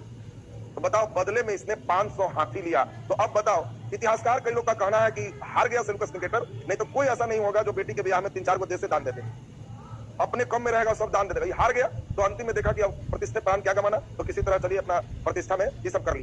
तो ले देके हम लोग को अब हारा जीता इसको बात नहीं पूछेगा। आपको ध्यान रखना, हाथी कितना मांगा? 500। बेटी का नाम हेलना, और इसका साम्राज्य अब सोच लो कितना बड़ा हो गया। अब चंद्रगुप्त मौर्य का साम्राज्य आप देख सकते हो, उड़ीसा केवल छाट दीजिए, कश्मीर को छाट दीजिए, और यहां से लेके अफगानिस्तान तक का हिस्सा, नीचे इतना हिस्सा, इतना बड़ा भारत का राजा रात में पटना सुत्ता, पाटलिपुत्र राजधानी। तो समझ सकते हो कि पाटलिपुत्र कितना वैभव का समय रहा होगा इस सब। सेल्यूकस निकेटर कहा कि भाई बेटी जा रही है, तो हमारे यहाँ एक परंपरा है, एक साथ में भी सब वाला टाइप में जाते हैं, और साथ में एक दूत भेजेंगे। वो दूत किताबों में लिखेगा जिससे दुनिया जानेगी कि हम भी कोई साधारण जगह विवाह नहीं की। अरे लड़की के साथ या लड़का के साथ एक आदमी को क्यों भेजते? ताकि वो देख के आवे और कहे कि ना देखे सही में बहुत बड़ा। ऐसा थोड़ा होता है, अब अपने को कहेगा ना बड़ा है, अकेले कहेगा तो झूठ बोल, लेकिन जो साथ जाएगा वो कस के बड़ाई करता हूं। और यहाँ पे वही राजदूत है, और पहला राजदूत का नाम है मेगास्थनीज, और यही सेल्यूकस निकेटर का राजदूत है मेगास्थनीज, जो चंद्रगुप्त मौर्य के दरबार में आया। इसका मकान देख के कहा कि यह मानव निर्मित नहीं देव निर्मित होगा, और उसने अपने किताब इंडिका में भरपूर पढ़ाई किया। कई बात ऐसा भी लिखा जो हम लोग पढ़ेंगे मेगास्थनीज की बातों में। कुछ अब जो है विश्वास न हो ऐसे भी बात लिखा। इसने लिखा कि भारत में 7 जाति है। पूछा लो कि कौन कौन जाति है जी, तो पहला जाति लिखा दार्शनिक। दार्शनिक भारत की एक जाति। कौन कैसा होता है जी, तो दार्शनिक जो टीक रखता है बड़ा सा, उसका हाई एल्टीना पकड़ता है। मतलब वो ब्राह्मण को दार्शनिक समझ। इंडिया की जाति व्यवस्था इतना जल्दी विदेशी को कैसे समझ में आ जाए? यहाँ इंडियन को तो समझ में नहीं आता कि अब 2-3 नया जात का नाम कभी भी सुन सकता है, और ये विदेश का रहने वाला है, तो यहाँ का जात कहां से समझेगा? तो इसीलिए उसने कई बात भ्रामक भी लिखे। कई पाटलिपुत्र का कैसा नगर का प्रशासन था, कैसे हमारा सैन्य प्रशासन था, कैसे कितने समितियों में बटा हुआ था, कितने सदस्य थे, कुल कैसे 30 सदस्य थे, ये पूरा सब वर्णन मेगास्थनीज से मिलता है, जो पुस्तक वर्णन में आपको एक बार में सुनाए। अभी इसमें हम लोग देख लिए कि ये काम क्रियाकलाप हुए। लगातार 12 साल तक चंद्रगुप्त मौर्य के समय अकाल पड़ा, और चंद्रगुप्त मौर्य जैन धर्म को मानने वाला था, इसको सुनाए। और एक जैन ऋषि है भद्रबाहु, और भद्रबाहु इसको समझाए कि जितना बड़ा तुम कर लिए इतना कोई नहीं करेगा, और अब जीवन मरण से छुट्टी पाल। ये भी कहा कि तब एकदम छुट्टी हमको करा ही दीजिए, जीवन मरण से भी मुक्ति। और एक पाटलिपुत्र से कर्नाटक के श्रवण बेलागोला में ले गए, जहां जीवन मरण से छुट्टी का एक नया रास्ता जैन धर्म संलेखन विधि देगा। अगले दिन बौद्ध धर्म जैन धर्म सब पाएंगे, और जैन धर्म की सर्जरी थोड़ा टाइट। 3 डिजाइन के डॉक्टर होते हैं, वो जख्म होने पर बेहोश करके ऑपरेशन करते हैं, कोई दर्द नहीं, एगो सुनना करके ऑपरेशन करते हैं, थोड़ा बहुत दर्द, एगो है 2-3 गो से धरवा के छीप देते हैं, बस धर लीजिए बढ़िया से, कुछ है बाबू बस निकल गए। तो जैन धर्म वही धरवाने वाले, काया क्लेश, शरीर को जितना कष्ट दो वही मुक्ति का मार्ग। और एक इतना बड़ा भारत का राजा विश्वास नहीं होगा, भूखे प्यासे कर्नाटक के श्रवण बेलागोला में संलेखन विधि से अपना प्राण त्याग दिया। तो आपको अब पूछा जाएगा प्रश्न कैसे, श्रवण बेलागोला किस राज्य में है?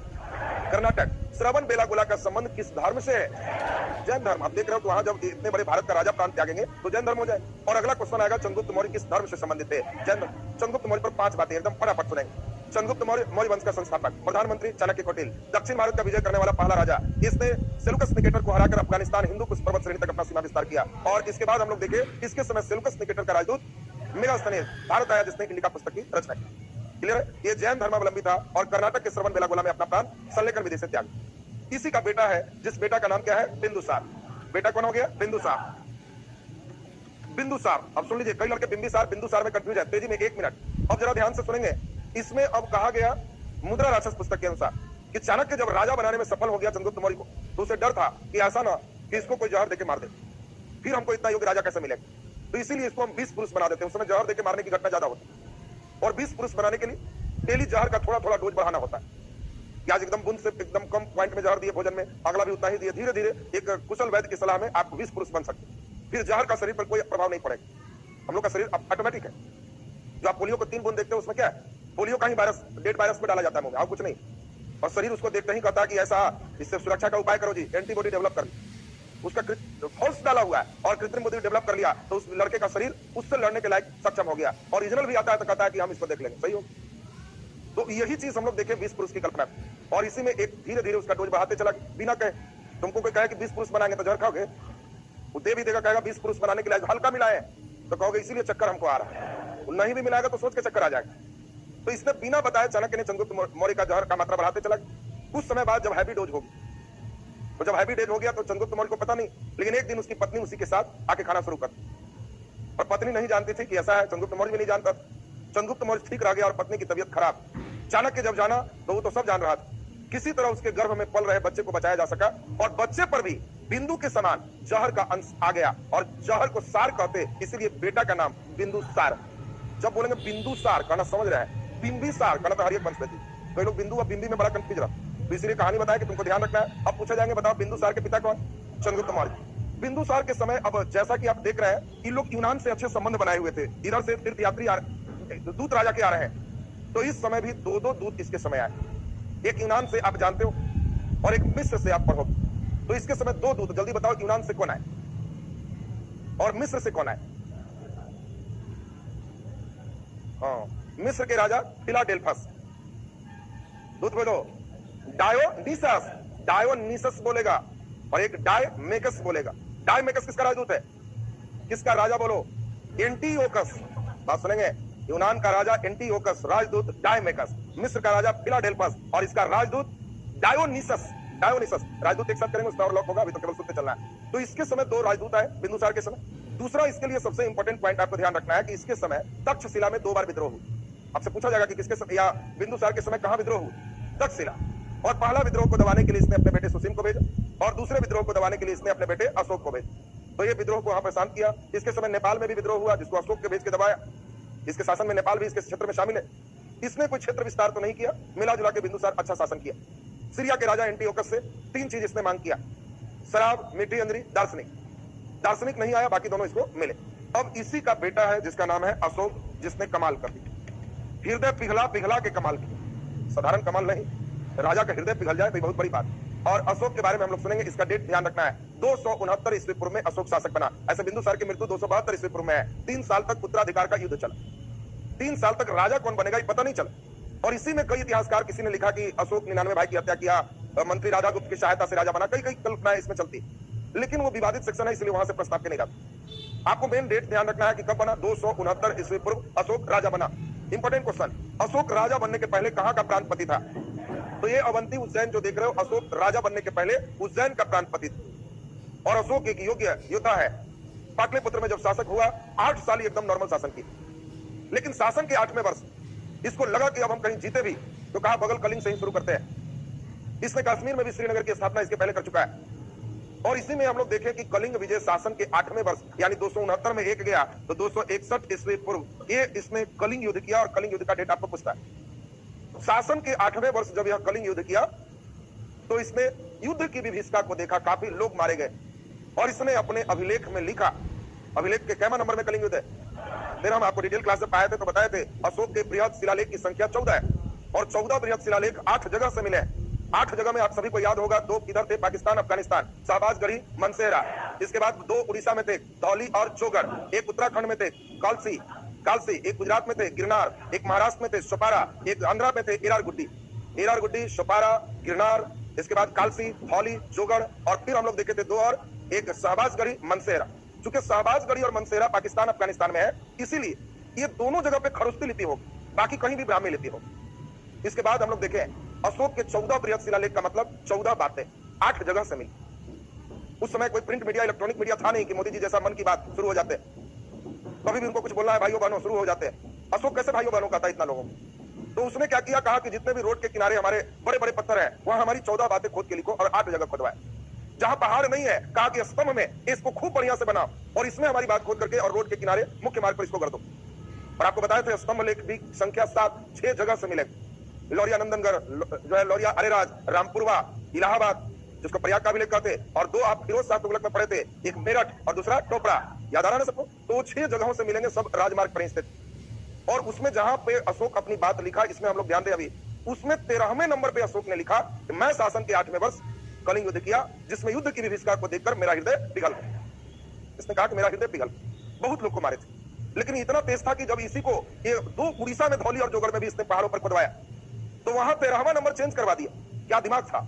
वहां कहा कि मत लिखना कि शासन के 8वें वर्ष हम बहुत मारे, अब मेरा हृदय पिघल। इन लोग कहेगा कि हम ही लोग को मारने के दिया के बारे में लिखा। तो इसने वहां के 13वां में कहा कि लिख दो सारी प्रजा मेरे संतान है। वहां 13वां में आइटम चेंज है कि तुम लोग हमारे ही ना है, हम संतान तुम हम लोग का। और राजतंत्र में अगर राजा बोले कि सारी प्रजा संतान है, ये अनुकरणीय आज के सरकार के लिए। तो सोच लो, आज की सरकार भी अशोक की बातों पर है कि सारे प्रजा मेरे संतान है, इसमें पावर बहुत बढ़ जाते। आज तुम बिना हेलमेट चलाओ गाड़ी, धर लेगी पुलिस, तुम कहोगे कि मेरा सिर फूटे चाहे टूटे, आप क्यों धर रहे हैं? तू कहेगा सारी प्रजा मेरे संतान है, हम फाइन करेंगे, ऐसे नहीं जाने। तुमको हम एकदम हेलमेट पहनवाएंगे, गिरो तो गिरो, वो बचाएगा। तुम कहोगे मेरा सिर है, आप बचाने में क्यों पड़े हैं? मेरे संतान। ये अशोक का देखिए यहाँ पर सिस्टम अभी भी देखिए चलो। तो यहाँ पे हम लोग जो देखे ये सिस्टम अशोक का, बाकी बृहद शिलालेख, सब शिलालेख सेक्शन में अभी तेजी में अशोक को देखे। अशोक अपना हृदय पिघलाने के बाद, सचमुच हृदय पिघल गया था। मेंस क्लास में देखेंगे कोई हृदय उधर नहीं पिघला, पीटी में पिघला देना। बीपीएससी मेंस वगैरह दोगे तो वहां हृदय पिघलाया तो नंबर पिघल जाए। कोई हृदय नहीं पिघला। अगर अशोक का हृदय पिघलता तो कलिंग छोड़ देता कि मेरा पिघल गया जी, तुम ले लो। कहा कि खबरदार, हृदय पिघल गया लेकिन इतना ले ले। हृदय पिघलता तो सेना भंग कर देता, सब बनाए रखा, कोई सेना मत हटो, कब लड़ना पड़ेगा। हृदय पिघलता तो आप पढ़ोगे कि एक जगह ही धमकी भी दिया, भूलो नहीं हम वही अशोक। बताओ कौन हृदय पिघला है? कई बातें बताएंगे तो तुम्हें लगेगा कि कोई हृदय पिघला उगला नहीं है, कि हम लोग उनकी बातों को पढ़ रहे हैं जिसमें वो लिखा कि मेरा हृदय पिघल, और पीटी में पिघला देना है, कलिंग युद्ध के बाद पिघल गया। अब हम लोग जरा ध्यान दीजिए, अशोक बौद्ध धर्म को अपनाया। अपना भतीजा सुसीम का बेटा निग्रोध को देखा, छोटे उम्र में ही एकदम मुस्कुरा रहा है, बिना टेंशन है। अशोक कहा कि अरे हम भतीजा मेरा है, भाई को तो मार ही चुका था, बाबूजी इसका नहीं है, एकदम टेंशन मुक्त है। बुद्धम शरणम गच्छामि। कहा वाह वेरी गुड, कौन है जी बुलाओ और बताओ किस बौद्ध धर्म के, किस बौद्ध भिक्षु से अशोक ने बौद्ध धर्म ज्वाइन किया? उपगुप्त। उपगुप्त से इसने बौद्ध धर्म की दीक्षा ली, और पहले अशोक शैव था, शैव के बाद इसने भी बौद्ध धर्म को अपना लिया। बेटा बेटी सबको बौद्ध धर्म के प्रचार में लगाया। अपने बेटा महेंद्र, बेटी संघमित्रा, इस सबको श्रीलंका बौद्ध धर्म के प्रचार में भेजा। यहाँ बोध गया में जो बोधि वृक्ष है उसका कलमी श्रीलंका लगवाया कि पेड़ वहां भी रहेगा। और इतना बड़ा भारत का राजा कुछ करेगा तो जरूर अगला लोग ज्यादा एक्सेप्ट करेगा। वाह हम तो बहुत छोटा है, कितना बड़ा भारत का राजा है, इसके बेटा बेटी आए। और श्रीलंका में भी बौद्ध धर्म का काफी प्रचार प्रसार हुआ, ये सब अशोक का दिया हुआ। लेकिन दुर्भाग्य से अशोक के मरने के बाद बौद्ध साम्राज्य छिन्न, मौर्य साम्राज्य छिन्न भिन्न हो गया। और मौर्य साम्राज्य का जो छिन्न भिन्न है, आपसे ऑब्जेक्टिव क्वेश्चन दो आएंगे, अशोक के बाद मौर्य साम्राज्य का राजा कौन बना? कुणाल। और मौर्य वंश का अंतिम राजा कौन था? बृहद्रथ। मौर्य का अंतिम राजा कौन है? बृहद्रथ। जब हम अभिलेख में चलेंगे तो वहां पे कई प्रश्न आएंगे। आपको बताया था बृहद शिलालेख, लघु शिलालेख और स्तंभलेख। अशोक की व्यक्तिगत जानकारी हम लोग को लघु शिलालेख से मिलते हैं, छुटकन से, और उसमें हम लोग को मालूम चलता है कि अशोक की एक पत्नी का चर्चा है। वो पत्नी कौन है? कारुबाकी। अशोक के एक बेटा का चर्चा चलता है, तीवर। तीवर पूछेगा अशोक के किस पुत्र का नाम अभिलेख में है, तो तीवर। महेंद्र का नाम नहीं है, संघमित्रा का नाम नहीं है, वो हम लोग देखेंगे प्रचार के ग्रंथों से उन लोग का नाम मिले। और इसी समय हम लोग देखें अशोक ने किस अभिलेख में अपने आप को मगधाधिराज कहा। अशोक ने एक अभिलेख में कहा मैं मगधाधिराज हूं, मगध का अधिराज हूं। तो हम लोग देखेंगे बाबरू अभिलेख। अशोक ने कई अभिलेख में अपना नाम खुद अशोक भी बताया। पुराणों में अशोक का नाम अशोक वर्धन मिलता है, और ज्यादातर अभिलेख में अशोक ने अपना जो उपाधि लिया देवा नाम पिए या देवा नाम पियदस्सी। अब देखो कभी कभी पूछेगा अशोक की उपाधि थी देवा नाम पिए, देवताओं के प्रिय मैं अशोक, या देवा नाम पिए के बाद देवा नाम पियदस्सी।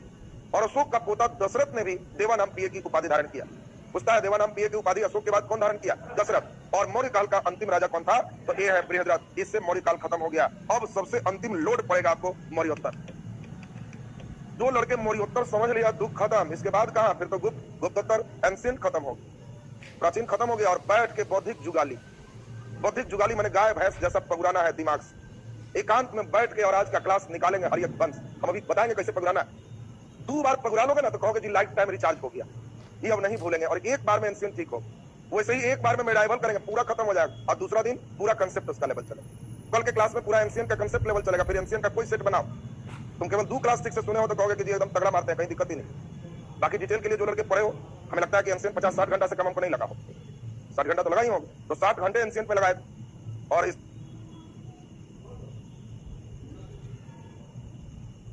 तो हमारा बीमारी ये कोशिश करते हैं कि उसके अंदर दिमाग में कैसे फिट हो। तो इसके लिए जितनी कहानियां होती है हम लोग प्रचलित उसको सुनाते हैं कि खूब धीरे धीरे बिना लोड एडजस्ट कर। तो चलिए अब अभी मौर्योत्तर में लोड पड़ेगा। और यहाँ तक में एक फास्ट रिवीजन के बाद हम देखेंगे कौन यहाँ तक सुनाएगा उसको फटाफट इनाम भी मिलते जाएगा। कलम प्राइज मिलेगा कि एकदम टन टन बज गया तो लगेगा कि बजेगा, रिजल्ट करेगा। तो अभी मौर्योत्तर सुन लो और फिर हम देखेंगे कौन अच्छा करता है। एक बात आपको बता दें, जब जब राजा मजबूत होगा तो साम्राज्य बहुत बड़ा होगा, अगर राजा कमजोर होगा तो छोटे छोटे साम्राज्य की स्थापना होगी। और इस समय जैसे ही अशोक के बाद अब छोटे छोटे साम्राज्य की स्थापना होगी, विदेशों से भी आक्रमण बढ़ जाएंगे। और इस समय मेन विदेश में पहला आक्रमण यहाँ फिर यूनान नहीं किया, क्योंकि आपको मालूम है कि उधर बॉर्डर लाइन पर यूनानी चलो। और इसीलिए जो यूनानी फिर भारत में आकर के इन क्षेत्रों पर कब्जा करेंगे, तो भारत के यूनानी को हम लोग हिंद यवन के नाम से जानते हैं। भारत के यूनानी को हम लोग क्या बोलेंगे? हिंद यवन।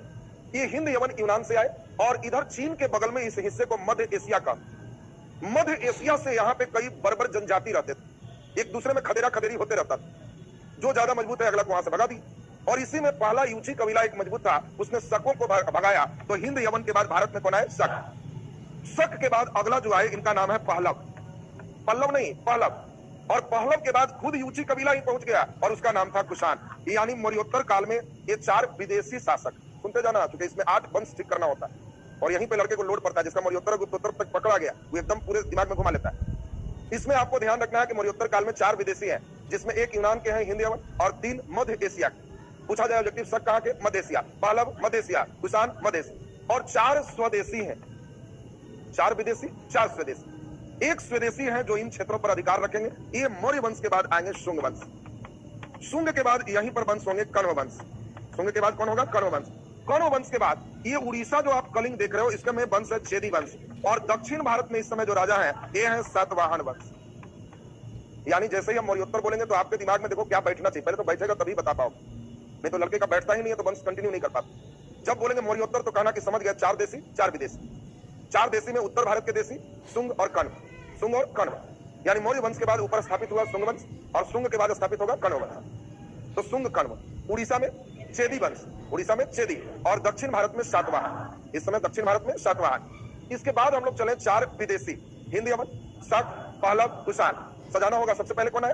हिंद यवन। अब देखो पूछेगा मौर्योत्तर काल में पहला विदेशी कौन है? हिंद यवन। अब मौर्योत्तर तुमको कर दी, केवल भारत बोलते तो ईरान होता, लेकिन मौर्योत्तर में सबसे पहले हिंद यवन है। हिंद यवन को हरा करके फिर शक आया, शक के बाद पहलव और पहलव के बाद कुषाण। तो अब बताओ जल्दी से 4 देशी 4 विदेशी, दिमाग में सबका फिट हो गया? 4 देशी शुंग, कण्व, चेदी, सातवाहन, और 4 विदेशी हिंद यवन, शक, पहलव, कुषाण। अब सबका संस्थापक एकदम ठीक करो, कहानी को ठीक करो बस एकदम सही। तो चलिए आप लोग देखते हैं शुंग वंश की कहानी, फिर कण्व, चारों को भी तुरंत सुनेंगे और इतना को एक लास्ट रिकॉल करवाए। और तब जो लड़का अभी यहाँ हमारे पास आकर के एकदम बिंबिसार से लेके यहाँ तक नॉन स्टॉप बोल दिया, मतलब ठीक ठाक पढ़ रहा। और घर पे जाके अपने से मत अक्षर बैठे लिखो, तुम लोग जो काम करते हो उसको उल्टो, कम पढ़ो, उससे ज्यादा सोचो और सबसे ज्यादा लिखो, पास हो जाओ। तुम लोग क्या करता है, कुछ मत सोचो, लिखो तो केवल क्लास में और खाली बैठ के पढ़ो। खाली पन्ना खोला बस, दिमाग बहुत चंचल चीज है, 3 मिनट से 4 मिनट रहेगा बस, उसके बाद पता नहीं कहां कहां तुमको घुमा देगा। केवल ऐसे ही पन्ना उल्टाया रह जाएगा, याद नहीं हो। एक बार लिख लोगे तो परमानेंट हो जाओ, यहाँ एकदम फटाफट मेरा दिमाग में पूरा घूमने लगता। तो चले हम लोग तेजी में सुनते हैं। अब इसमें हम लोग देख लिए 4 देशी और 4 विदेशी में हम लोग बात करें। पहला शुंग वंश। शुंग वंश के संस्थापक थे पुष्यमित्र शुंग। पहले सबका संस्थापक तेजी में बोलो, शुंग वंश, पुष्यमित्र शुंग, पुष्यमित्र शुंग। कण्व वंश, वासुदेव कण्व। चेदी वंश, महामेघवाहन, महामेघवाहन, और सातवाहन सिमुख, सातवाहन सिमुख। हिंद यवन, डेरियस, वो तो ईरान का था रे, हाँ डेरियस मैंने दारा प्रथम तुम बोल रहा है, डेमेट्रियस, वेरी गुड। इसमें ध्यान दीजिए हिंद यवन के भारत में 2 शाखा है। एक शाखा का नाम है डेमेट्रियस और दूसरा है यूक्रेटाइड। डेमेट्रियस में तुम्हारा आ जाएगा कौन? तो हम लोग देखेंगे मिनांडर, ये डेमेट्रियस में एक्ट, और यूक्रेटाइड्स में हम लोग देखेंगे एंटियल साइड एक्ट। दोनों की कहानी अलग चलेगी। यानी हिंद यवन के 2 ब्रांचेज हुए, एक पंजाब साइड एक नीचे साइड, डबल कब्जा है, और एक में डेमेट्रियस है और दूसरा में यूक्रेटाइड्स। तो 2 वंश चलेगा, Demetrius Eucratide, Demetrius Eucratides, Demetrius Eucratides. और डेमेट्रियस में सबसे प्रतापी राजा मिनांडर, डेमेट्रियस में प्रतापी राजा मिनांडर। अभी कहानी चलेंगे, पहले ध्यान दो। शक के संस्थापक माउस। ऐसे शक के अलग अलग जगह अलग अलग संस्थापक हो। मालवा के शक चिस्तन, यहाँ पे महाराष्ट्र के शाखा नापान, इधर अफगानिस्तान के शाखा माउस। कई अलग अलग संस्थापक, इनके 4 ब्रांचेज आएंगे जिनको समझाएंगे अभी। बता दो हमको पल्लव के संस्थापक, पल्लव के संस्थापक मित्रदात। ये सब लेसन एकदम ठीक करो, यही सब मेन लगभग रहता है सबके, सोचता है खबर है, एकदम ही लेसन ठीक करना है। मित्रदात, पल्लव के संस्थापक मित्रदात। और कुषाण के संस्थापक कुजुल कैटफिसस। कुषाण के कौन है? कुजुल कैटफिसस। अब तेजी में कहानी सबको सुनाए, बढ़िया से सुनना कि याद हो जाए। देखो यहाँ पे जब मौर्य वंश खत्म हुआ तो मौर्य वंश के अंतिम राजा बृहद्रथ की हत्या उसी के सेनापति पुष्यमित्र शुंग ने किया। जिसको नहीं याद होता है शुंग वंश के संस्थापक, तो वो अपना 2 बार बोलना नाम। ये नाम क्या है? शुंग, शुंग, शुंग। क्या शुंग? पुष्प शुंग। ध्यान दो, जब कहेगा शुंग तो कहना कि वो पुष्प शुंग।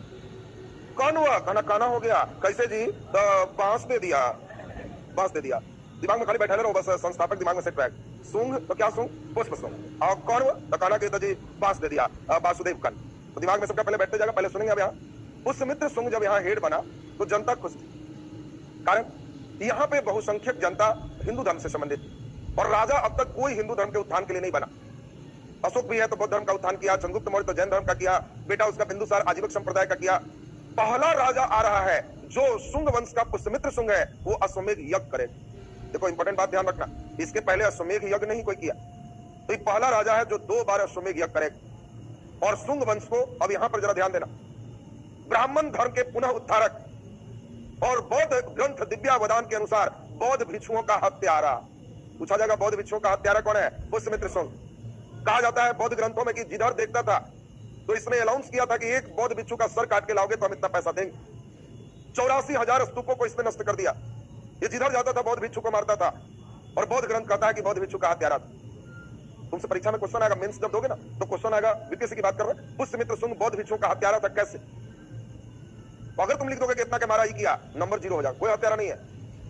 तुमको लिखना है कि इसके पहले बौद्ध भिक्षुओं को राजा काफी प्रश्रय देते थे और पुष्यमित्र शुंग एक ब्राह्मण धर्म को प्रश्रय देने वाला राजा बना, और इसके कारण जो बौद्ध भिक्षु थे वो बौद्ध मठों में इसको हटाने का षड्यंत्र रचना शुरू कर दिए। वो अपने राज्य को बचाने के लिए जो राज्य के खिलाफ षड्यंत्र कर रहा था उन लोगों का मारने का काम किया। ये कोई बौद्ध भिक्षु का हत्यारा नहीं है। हाँ, प्रमाण देंगे। प्रमाण में आप कई अपना पिलर है, उसका पिलर जब तक नहीं दोगे दीवार मजबूत नहीं होगी। और उस पिलर में तुम्हारे लिए पीटी के लाइन बहुत इंपॉर्टेंट है। इसी के समय पुष्यमित्र शुंग के समय सांची के स्तूप की वेदिका, रेलिंग वेदिका बनी और भरभूत के स्तूप का निर्माण। अगर ये बौद्ध भिक्षु का हत्यारा था, अगर ये सभी स्तूपों को नष्ट करने वाला था, तो फिर सांची का स्तूप इतना अच्छा कैसे बन गया? भरभूत का स्तूप कैसे बन गया? इसका मतलब बाद में सब लोग ठंडा हो गए कि इसके खिलाफ सोचोगे तो मार दे, और फिर जब कोऑपरेट करने लगे तो भी कहा कि एकदम जो जैसे रहो, कोई बात नहीं, तुमको जो बुझाता है बनाओ, खिलाफ मत कर। तो देखिए 2 बार समय किया, सांची का स्तूप, भरभूत स्तूप, इसके समय ही वेदिका रेलिंग निर्मित है। ये चीज ध्यान रखेंगे इसमें। पुष्यमित्र शुंग के बाद अगला इसका राजा है, उसका नाम है भागवत। पुष्यमित्र शुंग के बाद अगला राजा कौन है? भागवत। और भागवत भी बड़ा इंपॉर्टेंट है, इसको सुनना बढ़िया से, जो लोग ध्यान दोगे याद होगा। इस समय पैरेलल में इधर हिंद यवन का राजा हो चुका है, और हिंद यवन के 2 शाखा, एक शाखा का नाम आपको बताए डेमेट्रियस वंश और दूसरा यूक्रेटाइड वंश। डेमेट्रियस वंश का एक प्रतापी राजा है जिससे क्वेश्चन आते हैं, इसका नाम है मिनांडर। डेमेट्रियस वंश का राजा कौन है? मिनांडर। और मिनांडर सोचो विदेशी है, यूनान का है, लेकिन इसने कहा कि हम बहुत बौद्ध धर्म के बारे में सुने, कोई बौद्ध भिक्षु मेरे पास आओ, हमारे प्रश्न का आंसर दो, अगर मुझे उत्तर अच्छा लगेगा हम इस धर्म को अपनाएंगे। और आपको याद होगा मिनांडर के साथ एक बौद्ध भिक्षु आए, नागसेन। नागसेन ने आंसर दिया और मिनांडर ने प्रश्न किया, और इन दोनों को एक पुस्तक में लिखा गया जिस किताब का नाम है मिलिंद पन्हो। आपको पूछा जाएगा कि कौन किताब बौद्ध धर्म से संबंधित है, तो मिलिंद पन्हो बौद्ध धर्म से संबंधित है। मिनांडर एक हिंद यवन का राजा है, किस वंश का? यूक्रेटाइड वंश का, कि डेमेट्रियस वंश का? डेमेट्रियस वंश का, और इसने बौद्ध धर्म को अपनाया। अब यूक्रेटाइड में आ जाओ। यूक्रेटाइड वंश का यहाँ पर जो राजा है इसका नाम है यहाँ पे एंटियल साइड। यूक्रेटाइड खुद राजा, उसका प्रतापी राजा है एंटियल किट्स है। और एंटियल किट्स जो राजा है इसने एक राजदूत हेलियोडोरस, इंपॉर्टेंट है जरा ध्यान देना, हेलियोडोरस को भागवत के दरबार में भेजा। और पहली बात, हेलियोडोरस इतना खुश है कि कहा कि हिंदू धर्म बहुत बढ़िया धर्म है, हम हिंदू धर्म अपनाएंगे। और उसके सम्मान में मध्य प्रदेश के विदिशा में एक गरुड़ ध्वज स्थापित किया। देखो गरुड़ ध्वज भागवत के समय खास पूछा जाएगा, यानी भागवत के समय हम लोग क्या सुने? यूक्रेटाइड शाखा का एक राजा एंटियल किट्स का एक राजदूत हेलियोडोरस, ये आया भागवत के समय, और मध्य प्रदेश में विदिशा है, वो विदिशा का जगह है बेसनगर, और बेसनगर में इसने गरुड़ ध्वज को स्थापित। बोलो दिमाग में सब कैसे छोड़े? इसके बाद हम लोग नेक्स्ट चले तो अगला नंबर हम लोग देखें, शुंग वंश में आपको प्रतापी शासक है नहीं, पूछा जाएगा शुंग वंश की हत्या अंतिम शासक कौन है? देवभूति। शुंग वंश का अंतिम राजा देवभूति, और देवभूति की हत्या वासुदेव कर्म ने किया और कण्व वंश स्थापित किया। ये भी ब्राह्मण धर्म का ही उत्थान का काम। मौर्योत्तर काल में सबसे ज्यादा ब्राह्मण धर्म का उत्थान हुआ, इसने भी अश्वमेध यज्ञ किए। और यहाँ कोई बहुत ज्यादा काम है नहीं, वासुदेव क्रम से। कण्व वंश का अंतिम राजा कौन है? सुशर्मन। और सुशर्मन को यही सातवाहन हटाएंगे और सातवाहन उसको हरा देंगे, कण्व वंश खत्म हो जाए। अब इंपॉर्टेंट क्वेश्चन सातवाहन से और चेदी से थोड़ा सा दोनों सुनते हैं। सातवाहन भी हिंदू धर्म के ही प्रोत्साहन का कार्य किया। इसके संस्थापक भी शिमुख है, इसके राजा भी ज्यादातर अपने माँ का नाम आगे टाइटल लगाए। सातकर्णी प्रथम के बाद गौतमी पुत्र सातकर्णी, यज्ञ श्री सातकर्णी, विशिष्टि पुत्र पुलमावी, ये सभी कई जगह अपने माता का इन्होंने नाम लगाया। सातवाहनों ने अपनी राजधानी प्रतिष्ठान बनाया। और सातवाहन से 3 क्वेश्चन सबसे ज्यादा पूछता है। पहला, सातवाहन ने सबसे पहले भूमि अनुदान प्रारंभ किया। एक देखो नया प्रचलन होगा जो गुप्तों के समय सबसे ज्यादा बढ़ जाए। सातवाहन ने एक नई पद्धति लाई, भूमि अनुदान। ये ब्राह्मणों को खास करके भूमि अनुदान देते थे। और ये हिंद यवन जो देख रहे हो, ये पहला राजा है जो सोना का सिक्का चलाया।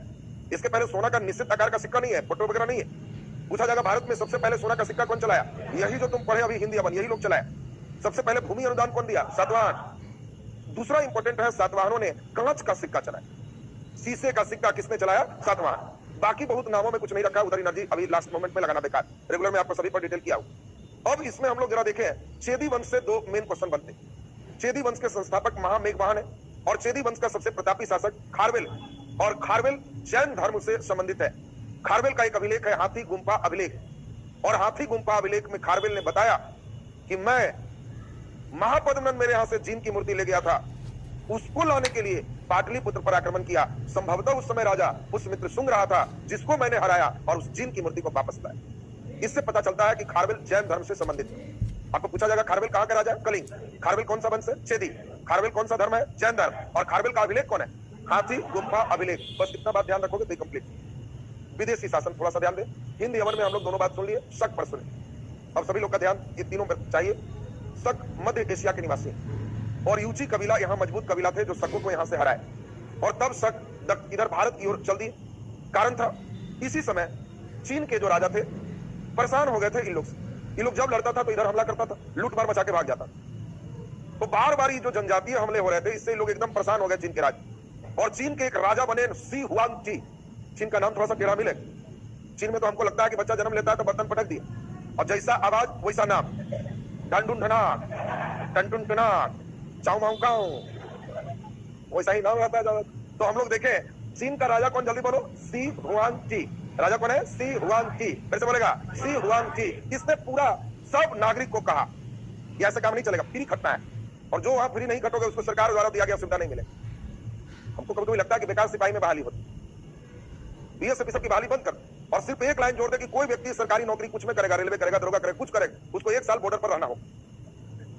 बस 1 साल बॉर्डर पर रहना होगा। तो उससे 2 फायदा होगा। हमारे अधिकांश नागरिक बॉर्डर वाले युद्ध के लिए तैयार है। 1 साल रहो, जाकर फिर ज्वाइन करो, फिर 1 साल रहो, अगला वैकेंसी ज्वाइन करो, तो इससे वैकेंसी भी निरंतर आते रहेगी, और हमारे सभी नागरिक बॉर्डर लाइक तैयार हो। कभी कोई हमला करेंगे तो कहेंगे सब बंद करो, आओ तुम लोग सब यहाँ, एकदम सब लोग ट्रेंड हो, सब लोग ट्रेंड होगा ना, और उसके मजबूरी को समझेगा कि बॉर्डर पर कितनी समस्याएं होती। ये कर दे तो बेस्ट हो जाएगा कि हाँ भाई सभी के लिए एकदम अनिवार्य नौकरी करना है तो आ जाओ, चाहे जो बनो, इंजीनियर बनेगा तो तुम कोई बात नहीं, इधर का ही बनेगा तुमको, लेकिन यहाँ 1 साल खटना है। बॉर्डर पर तुमको फायरिंग करने सीखना है, रेंज सीखना है, उससे देश हमारे मजबूत हो।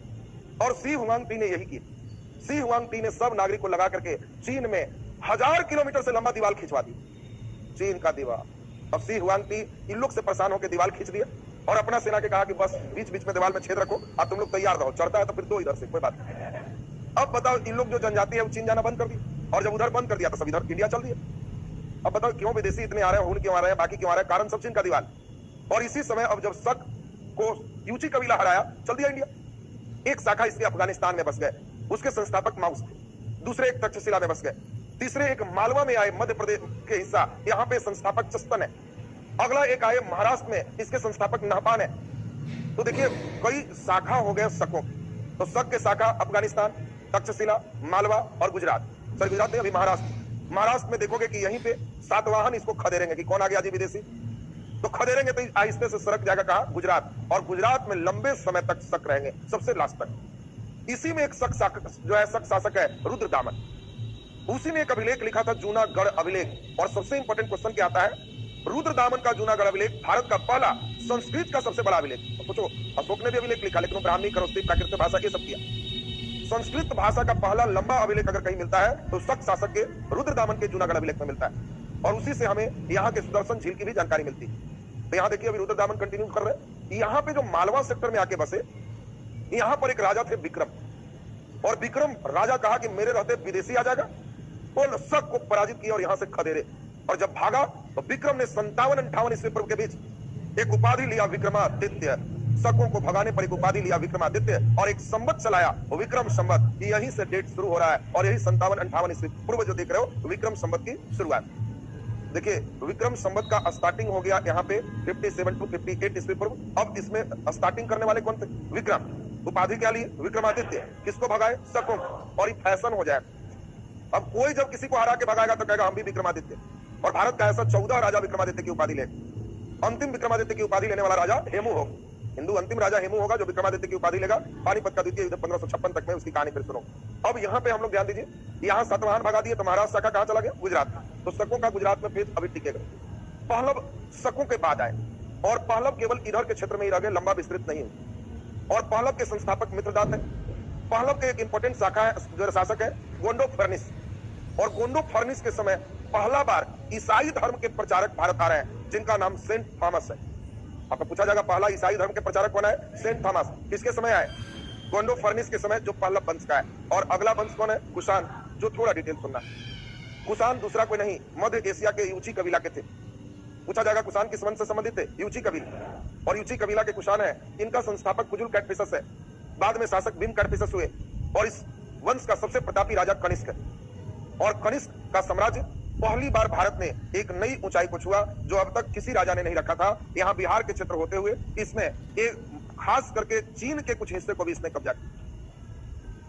और ये इस समय चीन का जो मार्ग है, इस मार्ग को यहाँ पर इंपॉर्टेंट रास्ते थे रेशम मार्ग, जो चीन से रोम को जोड़ते थे। और चीन से रोम को जोड़ने वाले रास्ता का नाम रेशम मार्ग है। वो रेशम मार्ग पर कनिष्क का अधिकार। कनिष्क भी बौद्ध धर्म को मानने वाला है। और कनिष्क से 4-5 क्वेश्चन बहुत इंपॉर्टेंट है जिसको तेजी में सुने। कनिष्क 78 ईस्वी में राजा बना। आपसे पूछा जाएगा कनिष्क राजा कब बना? 78 ईस्वी। और 78 ईस्वी में कनिष्क ने शक संवत प्रारंभ किया। क्वेश्चन आएगा विक्रम संवत, तुम लोग का सेकंड लेवल पे आएगा, विक्रम संवत और शक संवत में कितने वर्ष का अंतर है? तो आपको वो ईस्वी पूर्व है, इसमें 57 ईस्वी जोड़ना पड़ेगा, क्योंकि इसमें बात समझना कई लड़के घटाना शुरू कर देता है। वो ईस्वी पूर्व है, सीधा सीधा ध्यान दीजिए। आपको कहा जाए, ध्यान दो, इसमें 0, 1, 2, 3, 4, -1, -2, -3, तुम कुछ भी जोड़ बनाते हो, घटाओ बनाते हो, सब इसी पे रहता है। तुमको कोई कहता है कि बताओ जी 2 घटाओ 3, तो क्या करना है? माइनस कैसे आता है? तो आपको सोचना है 0 पर खड़ा होकर +2, तो कहना 2 डेग आगे चलो, चल दी। -3, 3 डेग पीछे चलो, 1, 2, 3, कहां पहुंचा? -1, आंसर हो। देखो कैसे चलना है, लेफ्ट एंड राइट। अगर कहता 2 जोड़ 3, 2 डेग चलो, +3, 3 डेग आओ मारो, तो कहता कि वो 5 पे आ गया। अब बताओ तुमको, हम कहें इसी में यहां से लेके यहां तक कितना दूर है? तो 3 डेग इधर और 4 डेग इधर, 4 और 3 7। बताओ अब इसी तरह से अगर हम कहें 58 ईस्वी पूर्व, अगर हम कहें विक्रम संवत और 78 ईस्वी ये शक संवत, हमारा राष्ट्रीय कैलेंडर इसी पे आधारित है। बताओ इसके बीच का दूरी क्या है? तो 58 घटेगा कि जुटेगा? 58 और 78 जुट जाए। बोलिए क्लियर है सबका? अब यहाँ पे सब लोग थोड़ा सा ध्यान दें। एक तो कनिष्क में सबसे अच्छा प्रश्न आपने देखा, शक संवत जो हमारा राष्ट्रीय कैलेंडर पंचांग इसी पर आधारित। दूसरा सबसे इंपॉर्टेंट सुनिए, कनिष्क के समय चौथी बौद्ध संगीति हुई और बौद्ध धर्म पहली बार 2 भागों में बट गया, हीनयान माय। जो गौतम बुद्ध जिंदगी भर चिल्लाते रहे कि मूर्ति पूजा मत कर, कनिष्क उन्हीं का बड़ा मूर्ति बना दी। महायान शाखा में पहली बार बुद्ध भगवान की मूर्ति बनना शुरू हो गई और कनिष्क के समय मूर्ति के लिए एक नई शैली प्रचलित हुई जिसको गांधार शैली कहते हैं। ये आपको मेन क्वेश्चन है, कला के गांधार शैली का डेवलपमेंट किसके समय हुआ? कनिष्क। और गांधार शैली में 2 देश की शैली थी, एक भारत और एक यूनान। इसके पहले कोई मेन शैली जो चल रहे थे वो मथुरा शैली थे। कनिष्क की राजधानी इस समय मथुरा भी है और इस समय गांधार शैली का प्रधान केंद्र मथुरा है। देखो आपका बहुत अच्छा प्रश्न यहां से आएगा। गांधार शैली का मतलब हो गया बलिष्ठ शरीर, मथुरा शैली माने कोमल शरीर। भगवान कैसे है कि तुमको फोटो देख के, मूर्ति देख के पता चल जाएगा कौन शैली में बना है। ईश्वर का अगर फोल्डेड वस्त्र है, मोटे शरीर है, तो समझना गांधार शैली है। कोमल शरीर है, मथुरा शैली। हम लोग यहाँ जो भी भगवान के कैलेंडर देखोगे मथुरा शैली है।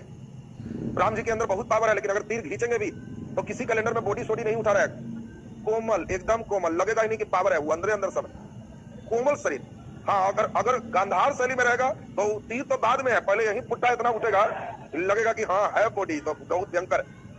हनुमान जी वाला देखा होगा कहीं कहीं तुमने, एकदम टांग लिया है दोनों तरफ, पूरा बॉडी सोडी है। तो वैसा देखना तो समझ लेना कौन शैली है? गांधार शैली। और इस शैली में गौतम बुद्ध की पहली बार जो मूर्ति बन रही है, तुम भी नहीं पहचानोगे कि बुद्ध है भगवान।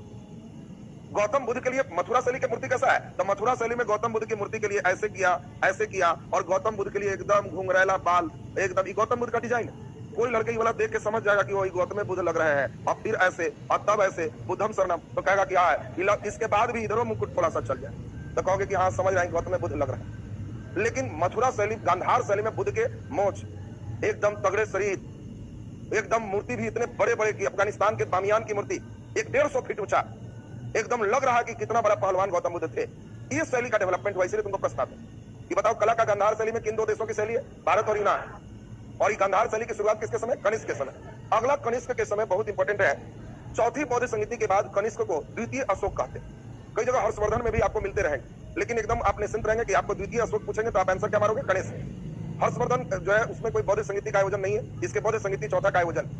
कुछ जगहों पर आप छोटे मोटे किताब जिनका कोई राइटर बहुत अच्छे नहीं होते, वो 5वें बौद्ध संगीति की भी चर्चा कर लेते हैं और कहते हैं हर्षवर्धन समय वो, और उसके कन्नौज महासभा को जोड़ा देते हैं कि 5वां है। वो कोई बौद्ध संगीति नहीं, उसमें ब्राह्मण लोग थे। हम लोग पढ़ेंगे उसमें खुद हर्षवर्धन पर ही आक्रमण हो गया, ब्राह्मण लोग हमला कर दी, तो इसलिए उसको हम लोग 5वां बौद्ध संगीति नहीं रखेंगे। अब एक चीज सबसे इंपॉर्टेंट सुने, हर्षवर्धन के दरबार में कुछ विद्वान लोग, और जल्दी बताना है वो विद्वान कुछ विशिष्ट लोग का नाम क्या था। तो एक तो सबसे इंपॉर्टेंट थे अश्वघोष। अश्वघोष ने एक पुस्तक लिखा था बुद्ध चरितम। ये अश्वघोष को कनिष्क कहां से लाया था? बिहार से। बिहार में हमला किया था और बिहार से कनिष्क 3 चीज ले गया था अश्वघोष को, एक बुद्ध भगवान के भिक्षा पात्र को, और तीसरा विचित्र मुर्गा को। एक मुर्गा भी था बहुत बढ़िया बोलने वाला। ये 3 चीज ले गया था, उसी में अश्वघोष को भी ले गया। और अश्वघोष के पुस्तक कौन है? बुद्ध चरितम। पूछा जाएगा अश्वघोष किसके समय थे? कनिष्क के समय। अगला नंबर है वसुमित्र। वसुमित्र, बताओ इसके समय एक बहुत बढ़िया एक वैद्य है, बताओ वैद्य का नाम क्या? तो इस वैद्य का नाम है चरक। बहुत इंपॉर्टेंट, ये सब ध्यान रखो। 3 वैद्य का नाम पूछता है, सब एकदम अंतिम में लॉक कराएंगे। जीवक तो बिंबिसार, जीवक बिंबिसार, चरक कनिष्क, और अगला एक और आएंगे धनवंतरी। धनवंतरी तो चंद्रगुप्त द्वितीय विक्रमादित्य के समय हो, तो गुप्त काल का धनवंतरी है। यहाँ कुषाण काल का चरक है। और एक आपको और ध्यान रखना है इंपॉर्टेंट व्यक्ति, नागार्जुन। आपसे पूछा जाएगा कि बताओ नागार्जुन किसके समय थे? कनिष्क। देखो ये व्यक्ति यही मेन एंशिएंट का ही सब आत्मा है, कीवर्ड, और एक बार जुटना चाहिए तब जाके पूरा फिट हो जाए। तो पहले हम लोग देख लिए इसके समय कौन कौन है? अश्वघोष, वसुमित्र, नागार्जुन और चरक। काम खत्म। आपको ध्यान रखना है जब रहेगा कनिष्क के समय कौन कौन है, तो आपको ध्यान रखना है कि अश्व माने क्या होता है जी?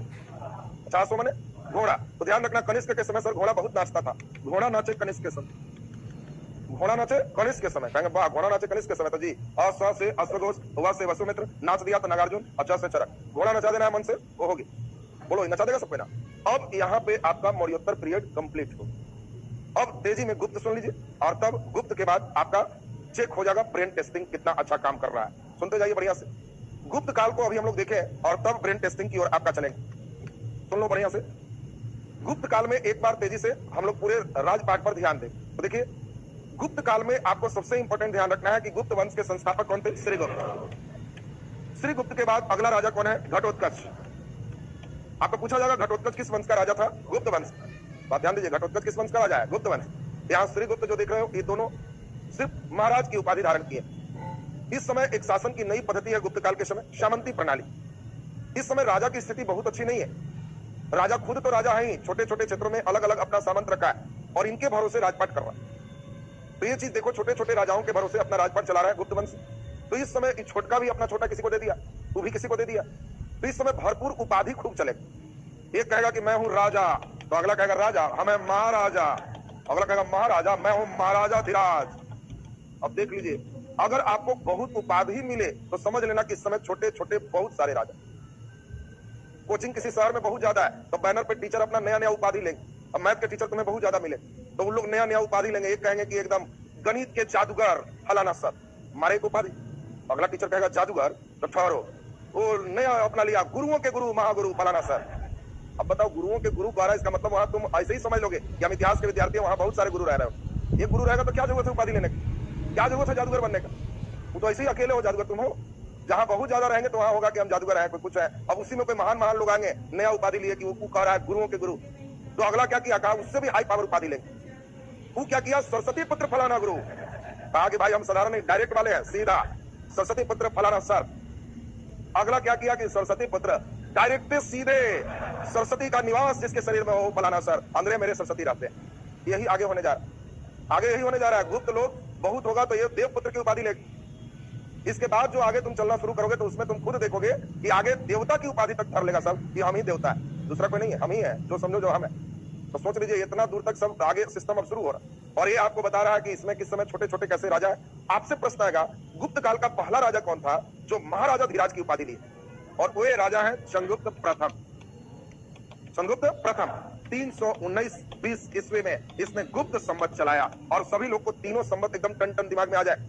विक्रम संवत 57-58 ईस्वी पूर्व, बताइए जल्दी। शक संवत 78 ईस्वी पूर्व और गुप्त संवत 319-20 ईस्वी पूर्व। गुप्त संवत हो, बताओ गुप्त संवत ईस्वी है, पूर्व नहीं है। गुप्त संवत और शक संवत में कितने साल का अंतर है? 78। घटाएंगे कि जोड़ देंगे? बोलो हटाएंगे, इसमें जोड़ना नहीं क्योंकि 78 आगे है, 319 आगे है। ये मैं माइनस थोड़े पूछ रहा, आपको अपना बुद्धि लगाना। कभी कभी इंटरवल पे भी क्वेश्चन आपको दे देगा। अब चंद्रगुप्त प्रथम का हम लोग ध्यान दीजिए स्थिति। चंद्रगुप्त प्रथम की स्थिति है कि अब ये छोटे क्षेत्र में राजा है, महाराजा धीराज की उपाधि रखा है, बहुत बड़ा साम्राज्य इसका नहीं। अब बताएं जल्दी से चंद्रगुप्त प्रथम की कुछ उपलब्धि। पहला, विवाह शादी। बताओ इसका विवाह हुआ जिसके कारण इसका प्रतिष्ठा काफी बढ़ गया। बताओ कहां विवाह हुआ? लिच्छवी राजकुमारी। लिच्छवी इस समय बड़ा पावरफुल चल रहा है। और लिच्छवी राजकुमारी कुमार देवी, उस समय राजकुमारी नहीं जानते थे कि आगे के लड़कन सब कुमार अंतिम में लगाएगा। हाँ, उस समय कहाँ कोई कुमार आ रहा, केवल अशोक, केवल बिंदुसार, बाद में सब कुमार हम लोग मार लिए, जबकि बेचारी लड़की का पैसन था कुमार देवी। तो देखिए, लिच्छवी राजकुमारी कुमार देवी से इसका विवाह हुआ और इसी चीज को फंजाया। सिक्कों पर कुमार देवी का भी रखा नाम, और कुमार देवी के कहा जाता है भाई नहीं थे, इसी कारण से इसको लिच्छवी वाला क्षेत्र, बिहार तक का क्षेत्र इसको मिला। तो लिच्छवी यानी ससुरारी धन पर बहुत अच्छा स्थिति मजबूत हुई। और चंद्रगुप्त प्रथम पहली बार महाराजा धीराज की उपाधि गुप्त संवत को प्रारंभ। इसके बाद चंद्रगुप्त प्रथम में बहुत प्रस्ताव तो नहीं रहे। इसी का बेटा है, नाम है समुद्रगुप्त, और सचमुच समुद्र जैसा ही है। समुद्रगुप्त जब राजा बना तो अब एक फॉर्म में इसके दरबारी कवि हरिसेन ने अशोक स्तंभ जो प्रयाग में इलाहाबाद में है उस पर इसके विजय अभियान का वर्णन किया और लिखा कि किस प्रकार हमारे समुद्रगुप्त उत्तर भारत गुजरात वगैरह नहीं जीत पाया, इधर का पूरा सेक्टर और किनारे के पूरा सेक्टर, किस प्रकार इसने क्षेत्र को बढ़ाया और 3 विधि लगाए। कई क्षेत्रों को जीत करके छोड़ देते थे, क्षमा, जिसके सब विधि हम लोग डिटेल देखें तो इसमें कैसे जीत करके छोड़े, क्योंकि जिस क्षेत्र में लग रहा नहीं खर्चा रुपया है तो केवल नाम हो जाए कि जीते हैं, हार गया तो हम तजी, अधीनता तजी, कोई बात नहीं, अधीन भी नहीं, स्वतंत्र हम चले। कई जगह लगा कि इनकम होगा तो अधीन बना के राज कर रहे, और इतना बढ़िया विजय किए कि समुद्रगुप्त के बारे में एक इतिहासकार अस्मित है, आपको इतिहासकार का नाम भी पूछेंगे, इतिहासकार कौन है, अस्मित, और उन्होंने बताया कि समुद्रगुप्त भारत का नेपोलियन था। पूछा जाएगा भारत का नेपोलियन कौन था, जल्दी बोलिए, समुद्रगुप्त। मेंस में बीपीएससी में आएगा समुद्रगुप्त भारत का नेपोलियन था कैसे।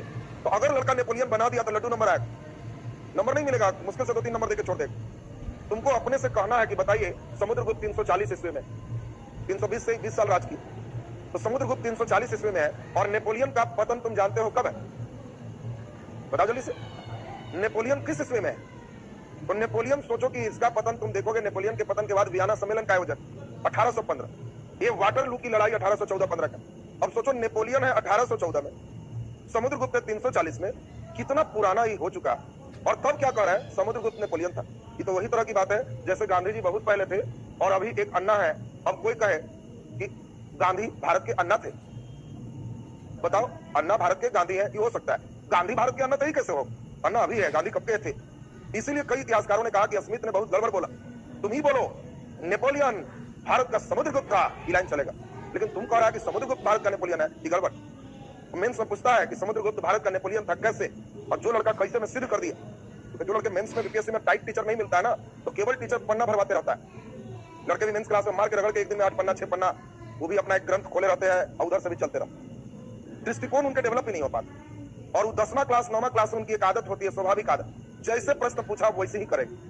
उनको यहां तक पूछ दिया जाए कि तुम मूर्ख हो कैसे, तो कर देगा निम्नलिखित प्रकार से हम मूर्ख, ये भी कर देगा वो, तो कैसे ना पूछ रहा है लिखने।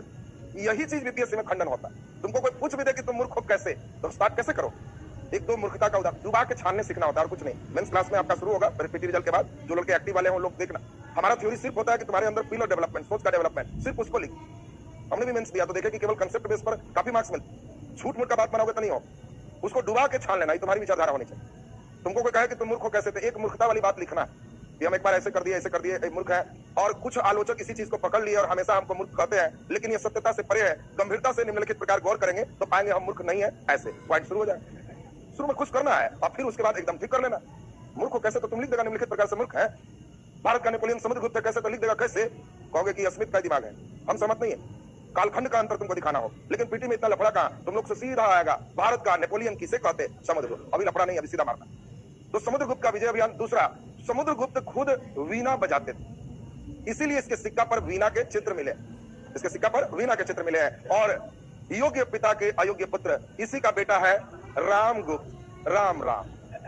रामगुप्त जब राजा बना तो गुजरात में इस समय शक राजा है, और शक राजा रामगुप्त की पत्नी ध्रुव देवी बड़ा सुंदर थी, और शक राजा कह दिया कि या तो पत्नी भेज दो नहीं तो लड़ाई होगी। तो इसने कहा लड़ो मत, पत्नी ही भेज देते हैं। देख लीजिए, तो इस समुद्रगुप्त के बेटा इतने बहादुर थे रामगुप्त, और भेजने के लिए उसने अपने भाई को भी साथ भेजा, जिसका नाम चंद्रगुप्त द्वितीय है। और चंद्रगुप्त द्वितीय देख रहा है कि पूरे साम्राज्य में कितने लोग हंसेंगे, और इसीलिए चंद्रगुप्त द्वितीय ने वो जो है अपने भाभी को वहीं रखा और अपने भेष बदल के गया और शकों का विनाश किया। आने के बाद अपने भाई रामगुप्त की भी हत्या किया और खुद राजा बना। शकों को परास्त करने के उपलक्ष्य में चंद्रगुप्त द्वितीय कहा कि मैं भी विक्रमादित्य हूं, और इसीलिए आपको ध्यान रखना है चंद्रगुप्त द्वितीय ये विक्रमादित्य है।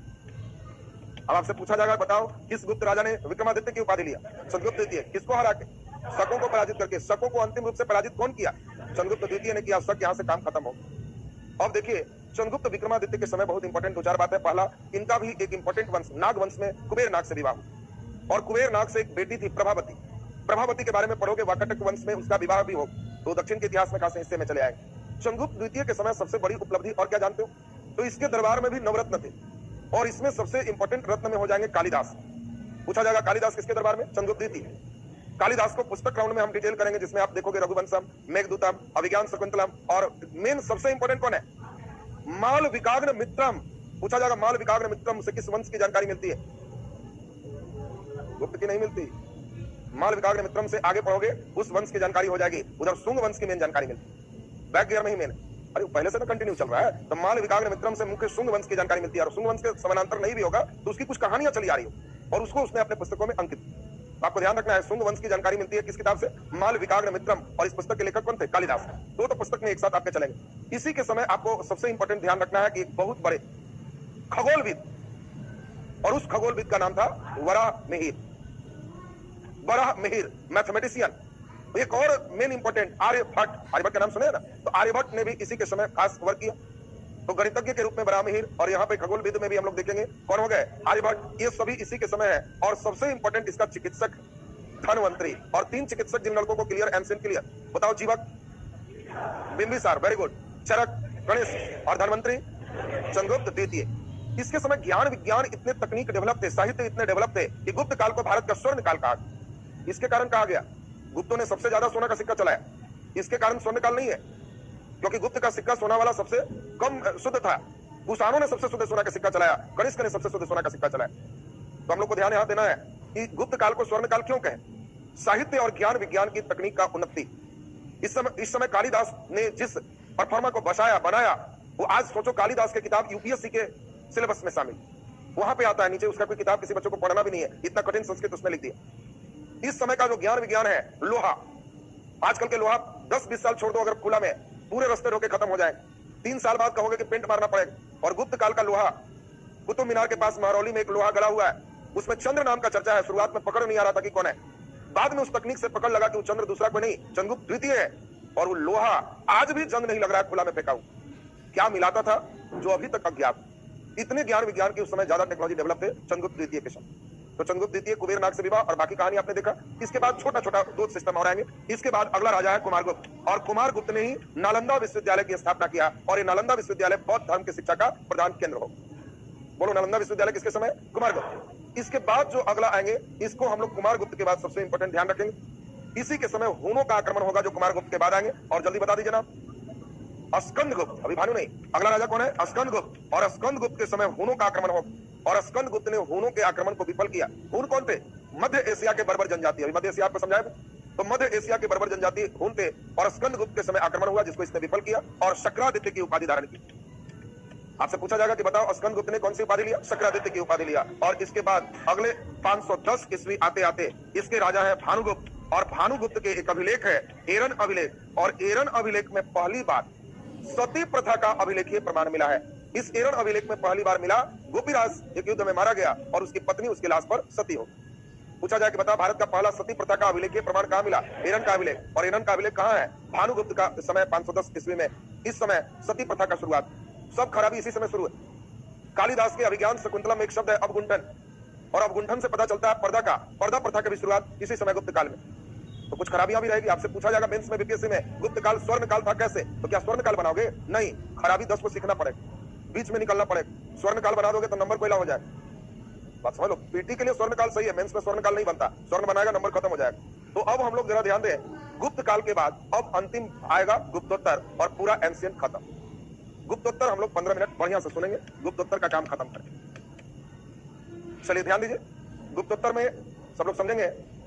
गुप्तोत्तर में हम लोग जरा ध्यान दें, आज पूरा फेज समझ लो और समझने के बाद एक बार इतना पढ़ के आना।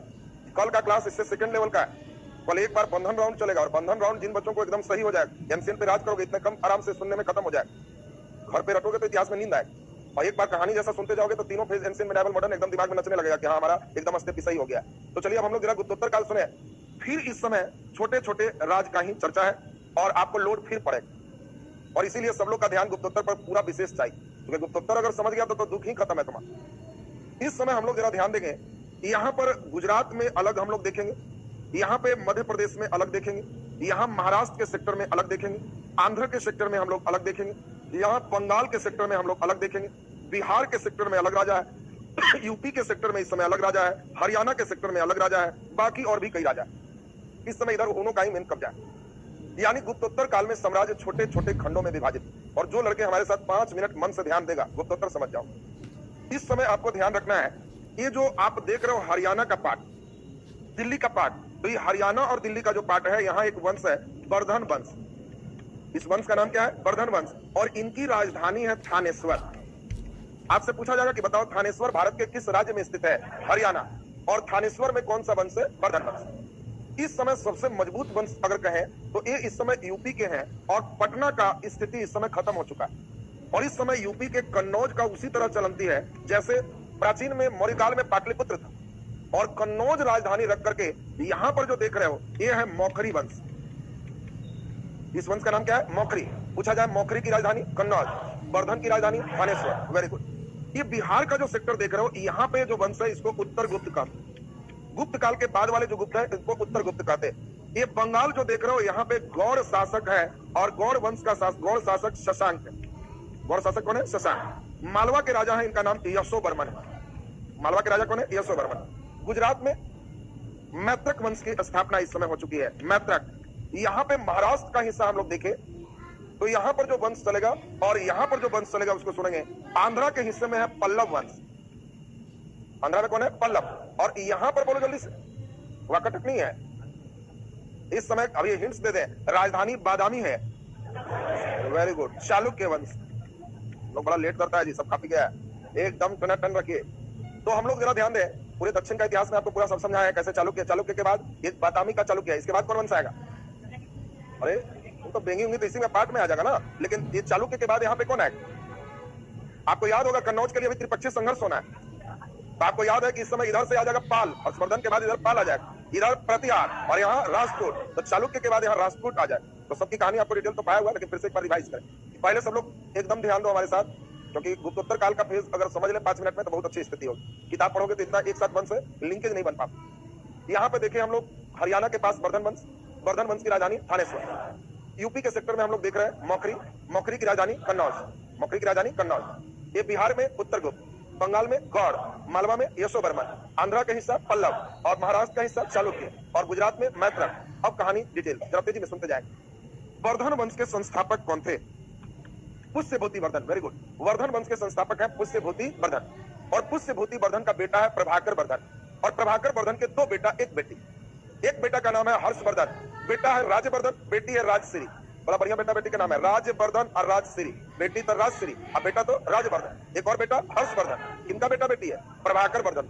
और प्रभाकर वर्धन के ऊपर पुष्यभूति वर्धन। तो जल्दी बताओ, वर्धन वंश के संस्थापक पुष्यभूति वर्धन, इनके बाद प्रभाकर वर्धन, प्रभाकर वर्धन के बेटा हर्षवर्धन से बड़ा भाई राजवर्धन और इसकी बेटी राजश्री। ये तो लाइन क्लियर है सबका? अब सब लोग बोर्ड पर गंभीरता पूर्वक ध्यान दी। ये अपना हरियाणा में चल रहा है, मेन कन्नौज था। और कन्नौज में मौखरी वंश के संस्थापक कौन थे? बोल दो। मौखरी। तो आपको ध्यान रखना है कि मुख से सिर्फ अगर निकले भी तो हरि का नाम निकले, हरि वर्मा। आपको ध्यान देना है, जब हम कहेंगे मौखरी तो कहना जी मुख से हरि का नाम, हरि वर्मा। हरि के बाद और किसका नाम? ईश्वर का नाम, ईश्वर वर्मन। ये सब नहीं लोगे तो ग्रह घेरेगा, ग्रह वर्मन। बात ध्यान दो, थोड़ा सा ध्यान दोगे तो मौखरी तुम्हारा ठीक होगा। मौखरी सब लड़के जल्दी नहीं ठीक करता, इसलिए हम ठीक कर रहे हैं। तो बताओ मौखरी के संस्थापक कौन है? हरि वर्मा। अब बताओ इसमें ईश्वर वर्मा कहीं आएंगे, अंतिम कौन है? ग्रह वर्मा। अब थोड़ा सा डिटेल आपको चले। अच्छा बताओ, पल्लव की राजधानी कांची, पल्लव की राजधानी कांची। अच्छा, पल्लव के संस्थापक श्री विष्णु, सब भुला गया जी। पल्लव के संस्थापक श्री विष्णु, एकदम घर में पचाओ। पल्लव के संस्थापक कौन थे? श्री विष्णु। और इस समय एक प्रतापी राजा है नरसिंह वर्मन प्रथम। प्रतापी राजा का नाम क्या है? नरसिंह वर्मन प्रथम। चालुक्य के संस्थापक, राजधानी तो बादामी या प्रतापी बता दिए। चालुक्य के संस्थापक पुलकेशिन प्रथम, और इस समय राजा है पुलकेशिन द्वितीय। पुलकेशिन द्वितीय। चलो अब गौर करें, अब कहानी दिलचस्प होगा, बढ़िया से सुनिए। पहले तो इतना पहले मूव होना चाहिए। मौखरी बोले तो यूपी पहुंचा रहो, जैसे बोले मौखरी के वर्धन तो कहना जी हरियाणा एल्टीना धर रहा है, गौड़ तो कहना जी बंगाल एल्टीना पकड़ रहा है, पल्लव तो कहना जी आंध्र प्रदेश में घूम रहा है, जैसे बोले चालुक्य कहना जी महाराष्ट्र तरफ पकड़े हुए हैं। ये टावर पकड़ेगा ना सबका। चलो अब तेजी में कहानी सुनेंगे जरा ध्यान से। सब लोग हंसी खुशी चल रहे थे बढ़िया से, और इस समय थोड़ा सा फॉर्म में मौखरी चल रहा था। और मौखरी किया क्या, अगल बगल अक्सर हमला करके लोग को हराते उड़ाते रहता था, मजबूत। अब इस समय मौखरी मजबूत है तो वर्धन वंश, कोई पिता सोचता है कि हम अपने बेटी का शादी और बड़े घराना में करें, तो प्रभाकर वर्धन की बेटी है राजश्री, ये सोचे कि तो क्यों नहीं, हम भले छोटा है बड़े घर में इसकी शादी करते हैं। और राजश्री का जो शादी किए यही मौखरी वंश के ग्रह वर्मा से किए, और राजश्री और ग्रह वर्मा की शादी के बाद ये दोनों अब समधियाना संबंध हो गया और मजबूत हो गए। और जब शादी विवाह दोनों जगह हो गई और मजबूत हो गए तो चिंता में रहने लगे यशो बर्मन, उत्तरगुप्त और गौड़ शासक शशांक कि अब किधर लपेट देगा गारंटी नहीं। तो शादी के कुछ ही समय बाद अब राजश्री तो चली आई कन्नौज में, ये दोनों भाई और बेटे सब रह रहे थे। यहाँ पे कुछ ही समय बाद ये तीनों एक हो। शशांक शिव धर्म को मानने वाला था, शिव जी का पक्का भक्त है, अभी भक्ति देखोगे इनका कैसे शिव जी वाला तांडव भी करता है। तो शशांक शैव धर्म का मानने वाला है, यशो बर्मन और उत्तरगुप्त तीनों एक साथ मिल गए और इन लोग प्लान किए कि अभी ये समय इसको तोड़ो, और तीनों मिलकर अचानक मौखरी वंश पर हमला किए। राजा कौन थे, ग्रह वर्मा, और तीनों मिलकर ग्रह वर्मा की हत्या कर दी। अभी नई नई शादी हुई थी और ग्रह वर्मा की हत्या कर दी। ये सब चिंता फिक्र सुनते ही हमारे प्रभाकर वर्धन का हार्ट फेल हो गया कि बेटी का शादी ऐसा घर में किए और ये लीजिए दामाद ही मर गए, प्रभाकर वर्धन मर गए और इन लोग अपना हमला करके चला आया। अब बड़ा भाई कौन है, राजवर्धन। ये राजवर्धन, तो राजवर्धन राजा बनता, लेकिन छोटका के कहा हर्षवर्धन के तुम यहाँ रहो, हम बदला लेके आते हैं। कौन ऐसा किया, और इसमें करने वाले तो गौड़ शासक यहाँ पे हैं, यशो बर्मन, करने वाले हैं उत्तरगुप्त। ये बदला लेने के लिए चल दिया राजवर्धन, और बेचारा राजवर्धन भी इन लोग के चक्रव्यूह में आया और वो भी मारा गया। पूरा परिवार तहस नहस हो गया। और ये सब जब सुनी राजश्री, तो राजश्री कही कि तब हम बच के क्या करें, पति भी मर गया, हमारे पिता भी मर गए, भाई भी मर गया, हम भी सती हो जाते, खुद के जान देते। और वो भी जब जान देने जा रही थी तो ये खबर हर्षवर्धन को मिला, छोटका भाई। हर्षवर्धन दौड़े दौड़े आया, बौद्ध भिक्षु की सहायता से पता लगाया, सती होने से थोड़ा देर पहले उसके मरने से बचा ली। और भाई बहन का शासन देखिए शुरू हो रहा। अब बहन कह रही है कि तब हम अकेले नहीं रहेंगे कन्नौज, आप यहीं रहिए। और इसीलिए हर्षवर्धन जब राजा बना तो इसने अपनी राजधानी को थानेश्वर से कन्नौज स्थानांतरित कर दिया कि यहीं ठीक। अब बताओ, थानेश्वर से कन्नौज की अपना ट्रांसफर हो गया हर्षवर्धन। इधर असम के राजा से भी इसने संपर्क किया और इसका एक ही उद्देश्य था कि किसी तरह तीनों को हम मारे। सबसे कमजोर उत्तरगुप्त था, तो इसने हर्षवर्धन उत्तरगुप्त पर हमला किया और उसको हत्या करके साम्राज्य को अपना मिला लिया। जब उत्तरगुप्त वाला साम्राज्य मैंने बिहार का हिस्सा मिला लिया और फिर ये अपना कन्नौज यूपी में चला गया, तो इससे सबसे गुस्सा में शशांक आया।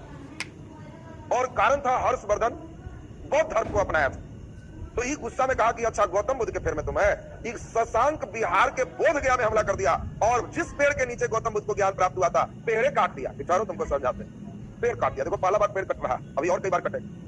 तो देखिए, जिस पेड़ के नीचे ज्ञान प्राप्त हुआ वो पेड़ को काट दिया। कौन काटा, गौड़ शासक शशांक, चिढ़ाने के लिए। शिव जी के पावर देखो, काट दिया वृक्ष। अब वृक्ष काट दिया तब तो गुस्सा में बहुत ज्यादा है। ये तो भाग्य अच्छा था कि वृक्ष को श्रीलंका कलम लगा के सट्टा लगा के भेजा गया था। फिर बाद में शासक जो आएंगे वो फिर श्रीलंका से सट्टा लगवा के फिर रोपेंगे। बाद में फिर पढ़ोगे बख्तियार खिलजी हमला करेगा, नालंदा विश्वविद्यालय जला देगा, पेड़ काट के जला देगा, फिर सट्टा लग के आएगा। अभी सट्टा लगते रहेगा, अभी सट्टा लगते रहेगा। अभी पहले यहाँ पर ध्यान दे। तो हम लोग देखें शशांक की यहाँ पर हम लोग बात सुने तो शशांक की स्थिति को समझ लिए। अब यहाँ पे एक ही उद्देश्य रह गया हर्षवर्धन का कि किसी तरह इनको दंडित करें। मालवा का क्षेत्र पहले जीता, यशो बर्मन को हराया और बाद में गौड़ शासक शशांक की भी हत्या हुई और पूरा क्षेत्र पर इसका कब्जा हो।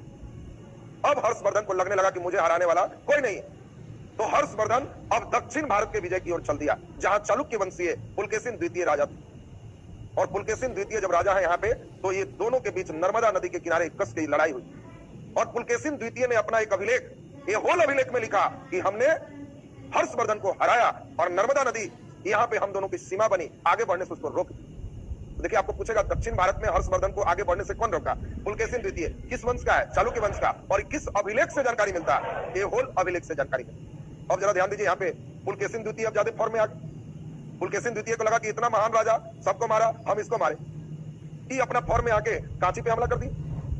कीर्तिवर्मन थे, उनको पार लगा दिया और अपना चला आया। डर से कई चोल पांड्य सबको सरिया के रखा था। पुलकेशिन द्वितीय बहुत प्रतापी राजा था। लेकिन अब क्या है, इधर की कहानी जब डिटेल चलेगा तो आएगा। पल्लव के राजा है नरसिंह वर्मन प्रथम, अगला जो राजा होगा वो क्या किया, श्रीलंका के राजा से सहायता लिया। उस राजा का नाम था मानबम।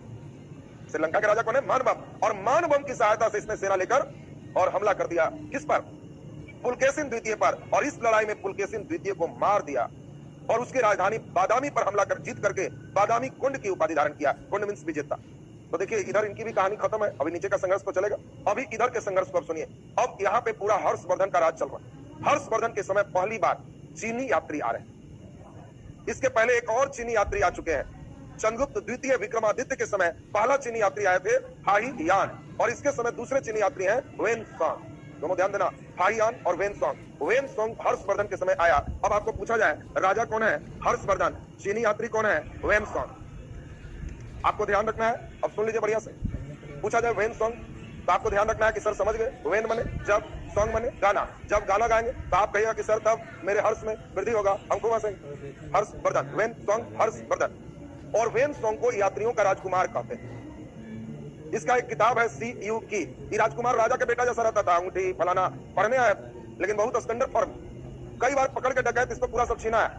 CU की में इसने लिखा है कि भारत में बहुत डकैत रहता है, मारता बहुत है छीनने के पैसे, बिठाया भी है, लेकिन फिर भी राजा जैसा रहता था। यात्रियों का राजकुमार हमारे यहाँ कौन? वेनसोंग। यात्रियों का राजकुमार इसको कहा। मध्यकालीन यात्रियों के सरताज किसे कहते हैं? तो ये अभी टाइम लगेगा, मध्यकाल जब सुन लोगे पूरे यात्री एक साथ में, हम पूरे मॉडर्न तक लेके चल जाएंगे उसको। चलिए अब सुन लीजिए जरा हर्षवर्धन के समय। अब जो मेन घटना जहां पे प्रश्न आते हैं उसको सुना जाए बढ़िया से। अब इसी में कभी बताया फाहियान तो चंद्रगुप्त द्वितीय, और बताओ वेनसोंग हर्षवर्धन। और इसके समय 2-3 घटना। पहला सबसे इंपॉर्टेंट कन्नौज महासभा, और इसके बाद प्रयाग में महामोक्ष सम्मेलन। ये 2 क्वेश्चन इससे ज्यादा आते हैं, ध्यान दीजिए। इसमें अपनी राजधानी कन्नौज में, चूंकि इसका राजधानी पहले थानेश्वर था, बहन के कारण राजधानी कहां लाया? कन्नौज। और अपनी राजधानी कन्नौज में एक बहुत बड़ा सभा का आयोजन करेगा, कन्नौज महासभा। और इसमें सभी को, हिंदू धर्म से अन्य धर्म से सबको बुलाएगा। और इस महासभा में ब्राह्मण लोग जब बहुत आ गए तो उन लोग उम्मीद लगा के रखे थे कि हम ब्राह्मण में से किसी एक को अध्यक्ष बनाया जाए, लेकिन यह क्या वेनसोंग को ही अध्यक्ष बना दिया गया। और ये सुनते ही ब्राह्मण लोग नीचे से लग गए हमला करने। पूछा जाएगा किस महासभा में हर्षवर्धन पर जानलेवा हमला हुआ? कन्नौज महासभा। कई ब्राह्मण को दंडित किया गया, तब जाके सभा चला। प्रत्येक 5 साल के अंतराल पर यह प्रयाग महामोक्ष सम्मेलन का आयोजन करता था, जो बाद में कुंभ मेला का रूप लेगा। इसमें लिखता है वेनसोंग अपने पुस्तक CU की में कि जितना सब चीज था वो सब दान कर देता था 5 साल में, फिर 5 साल में फिर कुछ आते थे, सब चीज दान कर देता था। महामोक्ष सम्मेलन इसीलिए इसका नाम ही। और आपको ध्यान रखना है कि यह बौद्ध धर्म से भी संबंधित है। हर्षवर्धन के बाद जैसे ही हर्षवर्धन की मृत्यु होगी, बता दो कब? हर्षवर्धन का डेट इंपॉर्टेंट है, कब मृत्यु? 647 ईस्वी। ये डेट एकदम ध्यान रखना है क्योंकि ये टर्निंग पॉइंट है एंशियंट। जब हर्षवर्धन की मृत्यु हो जाएगी तो यहाँ की कहानी अलग होगी। अब बिहार में नए वंश आएंगे, पाल।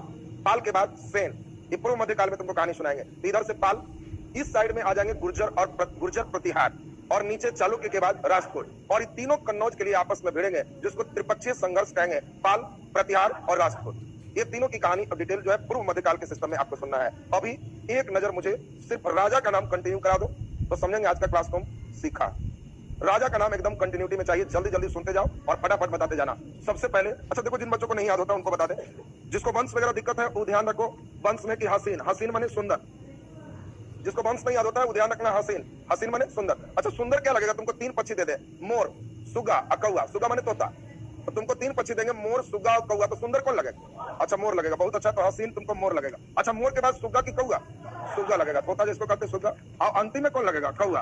तो हो गया, ये आधा भेद निकल गया तुम्हारा। हर्यक वंश, शिशुनाग वंश, नंद वंश, मौर्य वंश, शुंग वंश और कण्व वंश, ये लगभग निकल गया। देखिए कर्म तक तुम पहुंच गया। अब क्या है इसके बाद? तो थोड़ा सा केवल फेस समझना। तो जल्दी बताओ, मौर्य वंश के बाद कौन आया? शुंग, शुंग के बाद कण्व। अब इसमें हम लोग जरा ध्यान दें तो जिन लड़कों को ध्यान है, हसीन, मोर, सुगा, कौआ, गवाएगा तो बस बैठ के सेट करो। अब जल्दी जल्दी हमको बता दो सोच सोच के, और बस उसके बाद फेस क्लियर। हर्यक वंश, अब सुन लो, पहले इतना दूर तक की बात चलेंगे। हर्यक वंश, जल्दी बोल दो। बिंबिसार, अजात शत्रु, उदयन, नागदशक, शिशुनाग, कालाशोक, नंदीवर्धन, महापद्मनंद, दानानंद। खत्म। मौर्य वंश, चंद्रगुप्त मौर्य, बिंदुसार, अशोक, कुणाल, दशरथ, बृहद्रथ। खत्म हो गया। शुंग वंश, पुष्यमित्र शुंग, भागवत, देवभूति। कण्व वंश, वासुदेव कण्व और सुशर्मन। ये पूरा कण्व तक काम खत्म। कण्व के बाद अब तुमको याद है कि यहाँ के बाद मौर्योत्तर चल रहा है। शुंग कण्व के बाद 2 और देशी राजा है, चेदी, सातवाहन।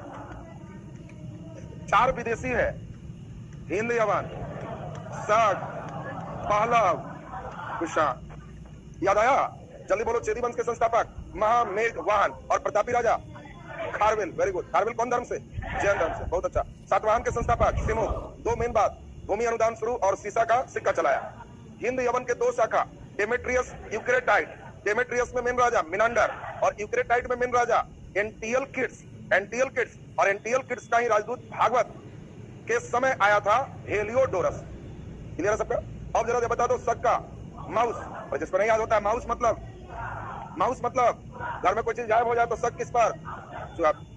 तो सीधा सीधा है, किस पर शक है? तो खाना गायब हो गया, चूहा ले गया, तो माउस पर। चलो बोलो, पालव के संस्थापक मित्रदात। कुषाण के संस्थापक कुजुल कैटफिशस, भीम कैटफिशस, और मेन कौन है? कनिष्क। क्लियर है सबका? अब हम लोग बताओ, मौर्योत्तर के बाद अगला कौन है? गुप्त। गुप्त में जल्दी जल्दी, श्रीगुप्त, घटोत्कच, चंद्रगुप्त प्रथम, समुद्रगुप्त, रामगुप्त, चंद्रगुप्त द्वितीय, कुमारगुप्त, स्कंदगुप्त, भानुगुप्त। गुप्त का काम खत्म। बता दो इसके बाद, गुप्त के बाद गुप्तोत्तर। गुप्तोत्तर में फिर मारपेट है। वर्धन वंश, प्रभाकर वर्धन, पहले प्रभाकर के भी पहले चलो, वो सुवेदी वर्धन, वो संस्थापक है, तब प्रभाकर वर्धन, फिर राज्यवर्धन, तब हर्षवर्धन। मौखरी में बोलो संस्थापक, मुख से हरि का नाम हरिवर्मन, अंतिम राजा ग्रहवर्मन। राजश्री का शादी किससे हुआ? ग्रहवर्मन से, और ग्रह में पड़ गई बेचारी। चलिए अगला नंबर आपको ध्यान है, इसमें ध्यान दीजिए। पल्लव के संस्थापक सिंह विष्णु, पल्लव की राजधानी कांची। इधर बताओ, चालुक्य के संस्थापक पुलकेशिन प्रथम, राजधानी बादामी। और हर्षवर्धन के विजय अभियान को कौन रोका? पुलकेशिन द्वितीय। पुलकेशिन द्वितीय। कौन नदी तटरेखा बना? नर्मदा। किस अभिलेख से ज्ञात हुआ? मेहुल अभिलेख से ज्ञात हुआ। अब सुन लीजिए, जो लड़के बैठ के, अब हमने पूरा एंशिएंट कंप्लीट कर लिया लेवल 1, लेवल 2 में 2 घंटा 2.5 घंटा लगेगा, कोई बात नहीं, लगेगा तो लगेगा, समय का तो हम समय देते हैं, समय जितना जरूरत होगा रिक्वायरमेंट दिया जाए, लेकिन जो सुन रहा है वो तुम्हारा होना चाहिए। वैसे पढ़ाई से कोई मतलब नहीं है जिसमें हम केवल खाना पूर्ति कर, उससे कोई मतलब नहीं। हम लोग जो सुने मतलब वो लगे कि मेरा है, अगला दिन सुने तो लगे एंशिएंट मेरा है। जिस प्राचीन भारत से डर रहा है 2 दिन में लगे कि एकदम। लेकिन किन के लिए फायदा होगा? जो एक राउंड पढ़ चुके। जो बच्चे कभी नहीं पढ़े उनको तो समस्या होगी। एक राउंड जो सुने हुए उनको लगे